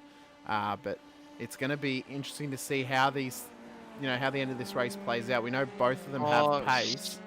Something happened to Dean Sinkovich. He's entered the pits again, buddy, but is he retiring maybe? He did go off track. Let's see what he's done. Oh, yeah, caught the grass. Oh, the rear of that car, and that's damaged the front of the car. Oh, it's lost the whole front end again. Yeah. And I'd say he's used his fast repair, so maybe he's just advising that he is in the pits and looks like he's jumped out of the car. So yeah, I'd say he's just telling race control there he's going to retire. All right. Daniel Byrne now just using up those tyres. We're getting near the end of this race, and he's decided now's where I need to try and build up a little bit of a buffer. He's got that gap out to 1 second from Scott Bargent in P2. David Gallo in P3 at the moment, so that's a great drive from David, up 7 positions, but Scott Bargent up 9 and Daniel Byrne up 8. So again, we see the cream of the crop, even though they have to start at the back of the grid because they're near the front for race number 1. These guys are still showing their class and getting it done. Robbie Griffiths in P4, up 4 spots as well. So, this is a moment for Nathan Burney. Coming up towards, I think it's turn 6. Yeah, just Yeah, loses the rear end. Alright, so that's Toso, I think, is turn 7 there. So, a very anti-Villeneuve 5 and 6 is the chicane before it. So, yeah, that would be Toso. Steven Sinkovich calling out the toe. He's 2.5 minutes late, Steven. Come on. I mean, that happened at Long Beach, didn't it? I was like a minute away from getting the like 4th safety car, so... It is what it is, but... Alright, so he's been given permission to tow. He was well out of the way there, so I think that might have been one of those ones where they rule you're not really in a dangerous spot anyway. But we're going to have a look and see what happened to him, aren't we? Yep, let's just double check it here.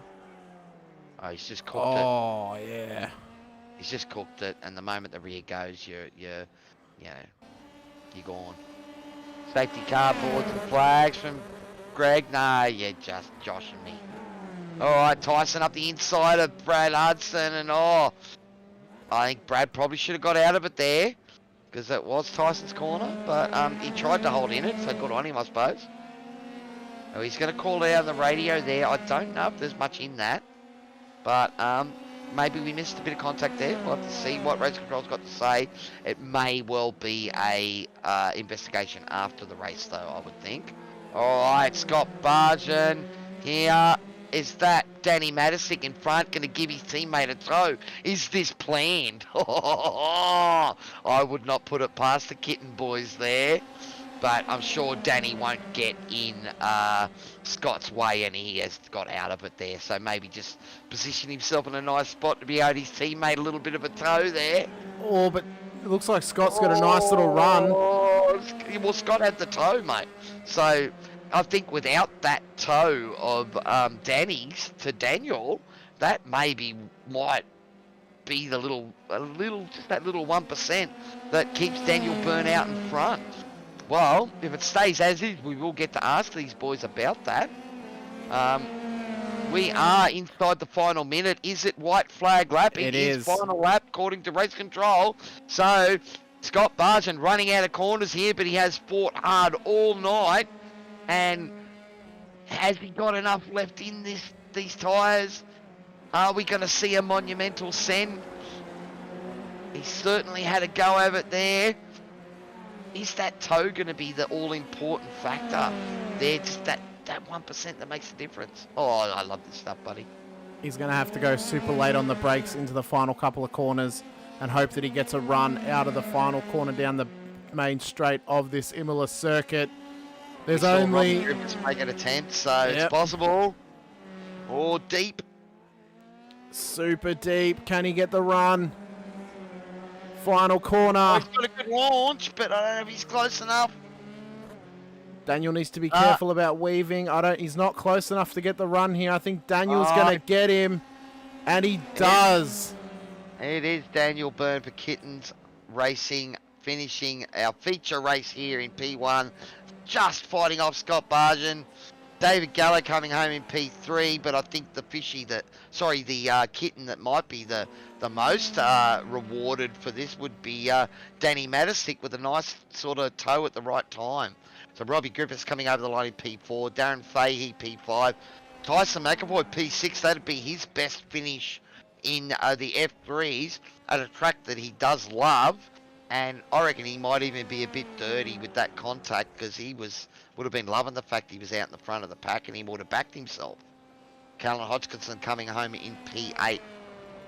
Bradley Hudson P7. And it'll be Nathan Verney and Adrian Levy come over the line to close out our top 10. Well, buddy, that was pretty exciting stuff. I mean, the F3s never fail to deliver for us here at SRWTV. But put them on Imola, mate, and we get a great show once again. Yes, we do. And, I mean, we mentioned at the start of the cast how, you know, Imola can really just lend itself well to on-track action, getting moves done, seeing, good little battles occurring. I agree with you that I think Tyson would be a little bit dirty after that moment because he would have been on for, I reckon, at least a podium finish in this race. I don't know if he would have had the pace to hold off Daniel and Scott, but he would have been, he would have running up the front and would have lapped it up. He would have been right up there for sure. You know, as one of the featured drivers of the day. We have to kind of discuss who we think was our drivers of the day for the TCRs and the F3s. I think Tyson, you kind of have to argue he's the driver of the day for the TCRs, but who do you think was driver of the day for the F3s? Wow, Daniel Byrne and Scotty Bargent up 8 and 9 spots in that race, but I think, you know, they both finished P1 and 2 in race number 1, and they finished 2 and 1 in race number 2. I know. No, David Gallo won the feat. No, David Gallo won race. Okay, so I think that maybe means Scotty gets the nod, doesn't he? It's barest of margins. Yeah, he got P2 in both races. You know, he did very well across the board. Speaking of Scotty and Daniel Byrne, they are both in the green room. We will drag them in. He also did take to the fight to the Kittens boys for us. So Scotty, and Daniel, mate, what a battle from you boys there at the end. Now, first, I'm going to ask Daniel the first question, man. Was that a little Danny Matisic planned tow there for the final lap, buddy? That definitely wasn't planned. It probably slowed me up a little bit, I think. Okay. I saw him approaching, and then he stuffed up the exit of the last turn, and he was basically parked right in front of me, so I had to back off. So that definitely didn't help me at all. And it definitely wasn't planned. It wasn't planned. I was thinking it was a nice little plan, Danny, saying, where are you? Where are you? I'm coming around, I'll give you a tow on the final lap. Not quite. It almost backfired on you, buddy. Yeah, it would have been nice if that worked, but it didn't work. But yeah, still happy he came through with the win. Plenty of pressure from behind the whole race there, and yeah, it was good fun. Yeah, well, Scotty Barden, did you actually have anything left there at the end, buddy? Oh, about 200 mil. That's why I couldn't do a burnout. Well, yeah, I actually meant feels energy-wise, buddy, because you threw everything into it there trying to get him at the end. Mate, we got W behind us, so I got plenty of energy. We have got David Gallo in here as well, the winner of the sprint race just before. Yet another podium for you today, David. I mean, that's almost a perfect weekend for you, or perfect race day, I should say, for you, in terms of finishing on the podium for both races and getting a win as well. Yeah, it played out well. I just couldn't get quite onto the back of Daniel and Scott towards the end there. They just sort of crept away, but that was good. We saw you make that strategy call to pit under the safety car, thinking maybe if there's another one come out, it will put you in the box seat. Was, you know, that track position, you think that maybe cost you in the end? I actually did, because I had a bit of front spoiler damage, so I thought there's no point sort of dragging out to the end and losing each lap. So I thought with the safety car, I'd sort of make do and jump in, but it actually worked out in my favour there, so which is good. Awesome. Very good. Well, you know, Scotty and Daniel, I mean, you guys have been the talk of both championships for F3. I mean, both the season championship, and then as well as the F1 Mirror Championship as well. A good bag of points for both of you for both of those championships, since this round is a mirror of the actual Imola Grand Prix this weekend.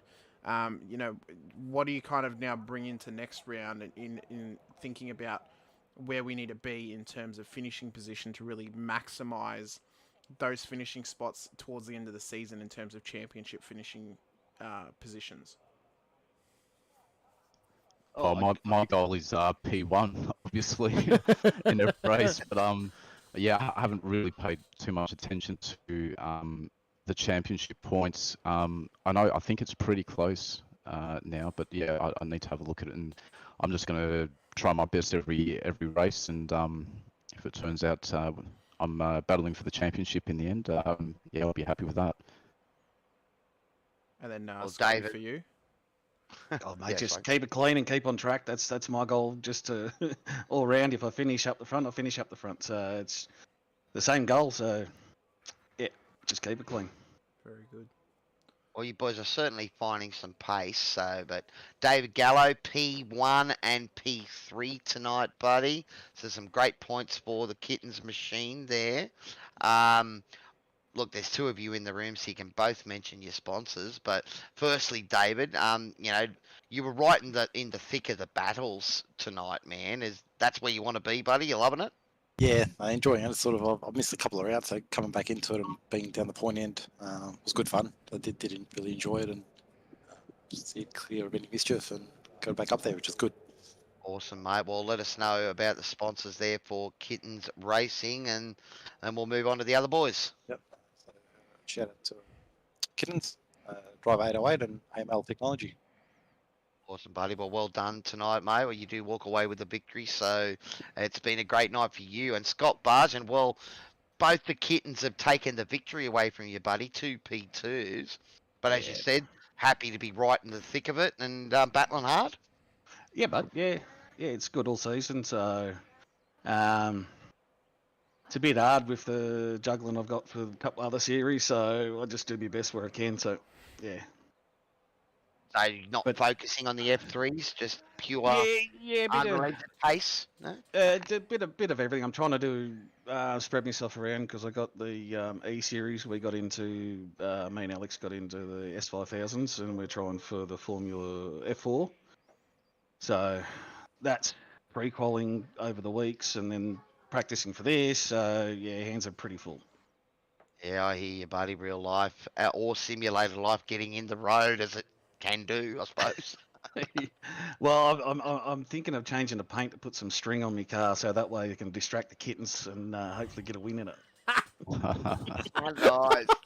Nice, buddy. Well, you have put a P2 twice tonight, buddy. So give a big shout out to your sponsors and congratulations to the Dubby Area 51 Sim Sports Machine.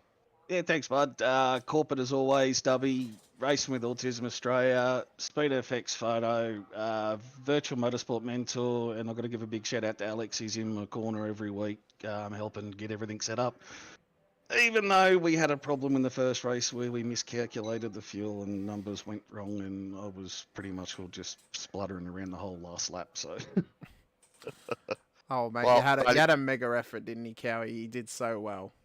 Oh, certainly, mate, and 2 P2s, you're gonna be pretty happy with that. But as you said, that P1 is got to maybe P12 and a P2. Yeah, P12. That's right. Oh yeah. Yeah. We're gonna have the to brakes change locked that up for some reason. I don't know why, and then I couldn't get back into the rhythm, and then the fuel calculation sort of had me slow down and let about 5 or 6 people pass me at the last lap. Well, buddy, it's still a great job to find yourself back up the front and, more importantly, put on the excitement for the viewers here at SRWTV. So well done, buddy. Thanks, boys. All right, well, that will mean Daniel Byrne, our race winner. You had a P2 in race number 1, so that will mean you are the tempting sweets driver of the night too, buddy. So not only your victory, you got some candy coming your way. Sounds good. The kids will love it. I have to just quickly ask you, Daniel, if it gets to the last round and you're in the fight for the championship, are you actually going to stream from your end the final round to see if you can take the chocolates?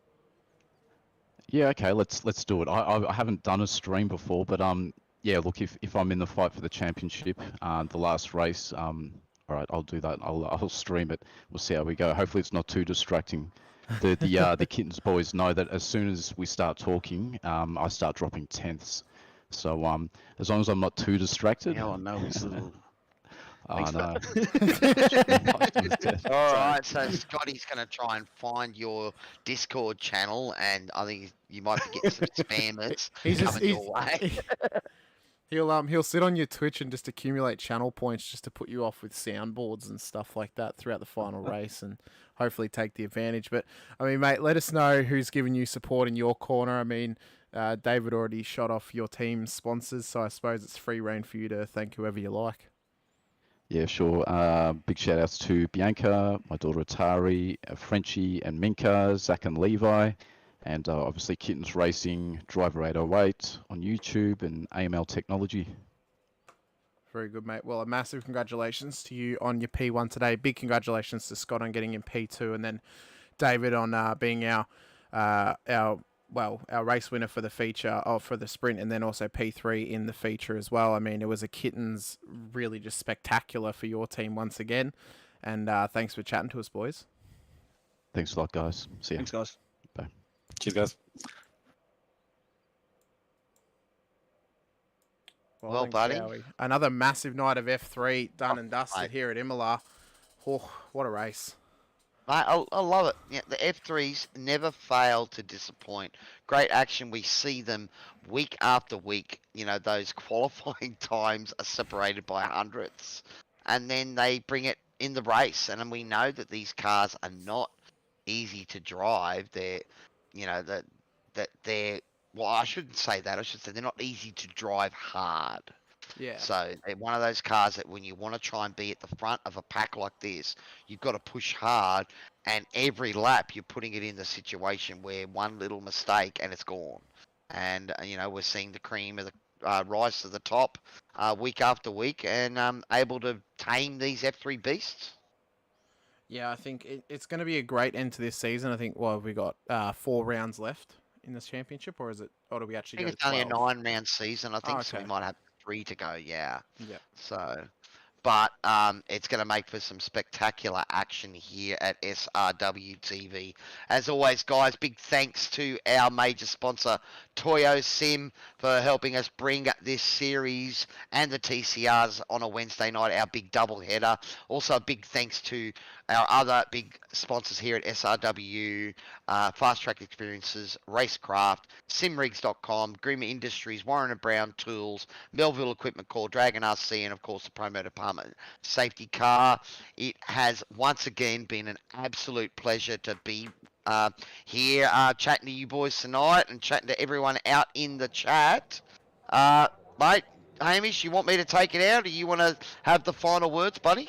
Oh, I'll leave it in your hands, Cowie. I think you're pretty good at giving us being a muser, you're probably good at ending a show, so I'll leave it in your hands. Well, I will just mention that Greg, just a comment up there on the upside of Tyson not finishing on the podium. We didn't have to listen to another big head interview. So race control there, getting a few dibs in at each other because Tyson is a race controller as well. So we'll see what the chat is going to be like in their room later on. But that will bring us to the end of tonight's coverage of our TCR and Formula 3 series here on SRWTV. As always, if you are enjoying the content, please give us a like and subscribe. Don't forget to hit that notification bell so you don't miss out on any of the action. We've got Toyota 86s tomorrow night, lighting it up, and still our GT3 Friday night mini Enduro series to come this week, and then the big V8 supercars at Coda on Sunday night for the Pro-Am. So there's plenty of racing out there, guys. Just jump on board. If you want to come and race with us, jump in the Discord. Check out simracingworld.com.au for all the links and details to our racing, because we'd love to have you on board. But on behalf of our broadcast and management team here, Hamish, with me on comms, this is Cowie, your average sim racer, signing off, saying good night, and we look forward to seeing you next time on SRW TV. It's a total one, this is amazing, up and clash heads again. This is like Chaz Mostert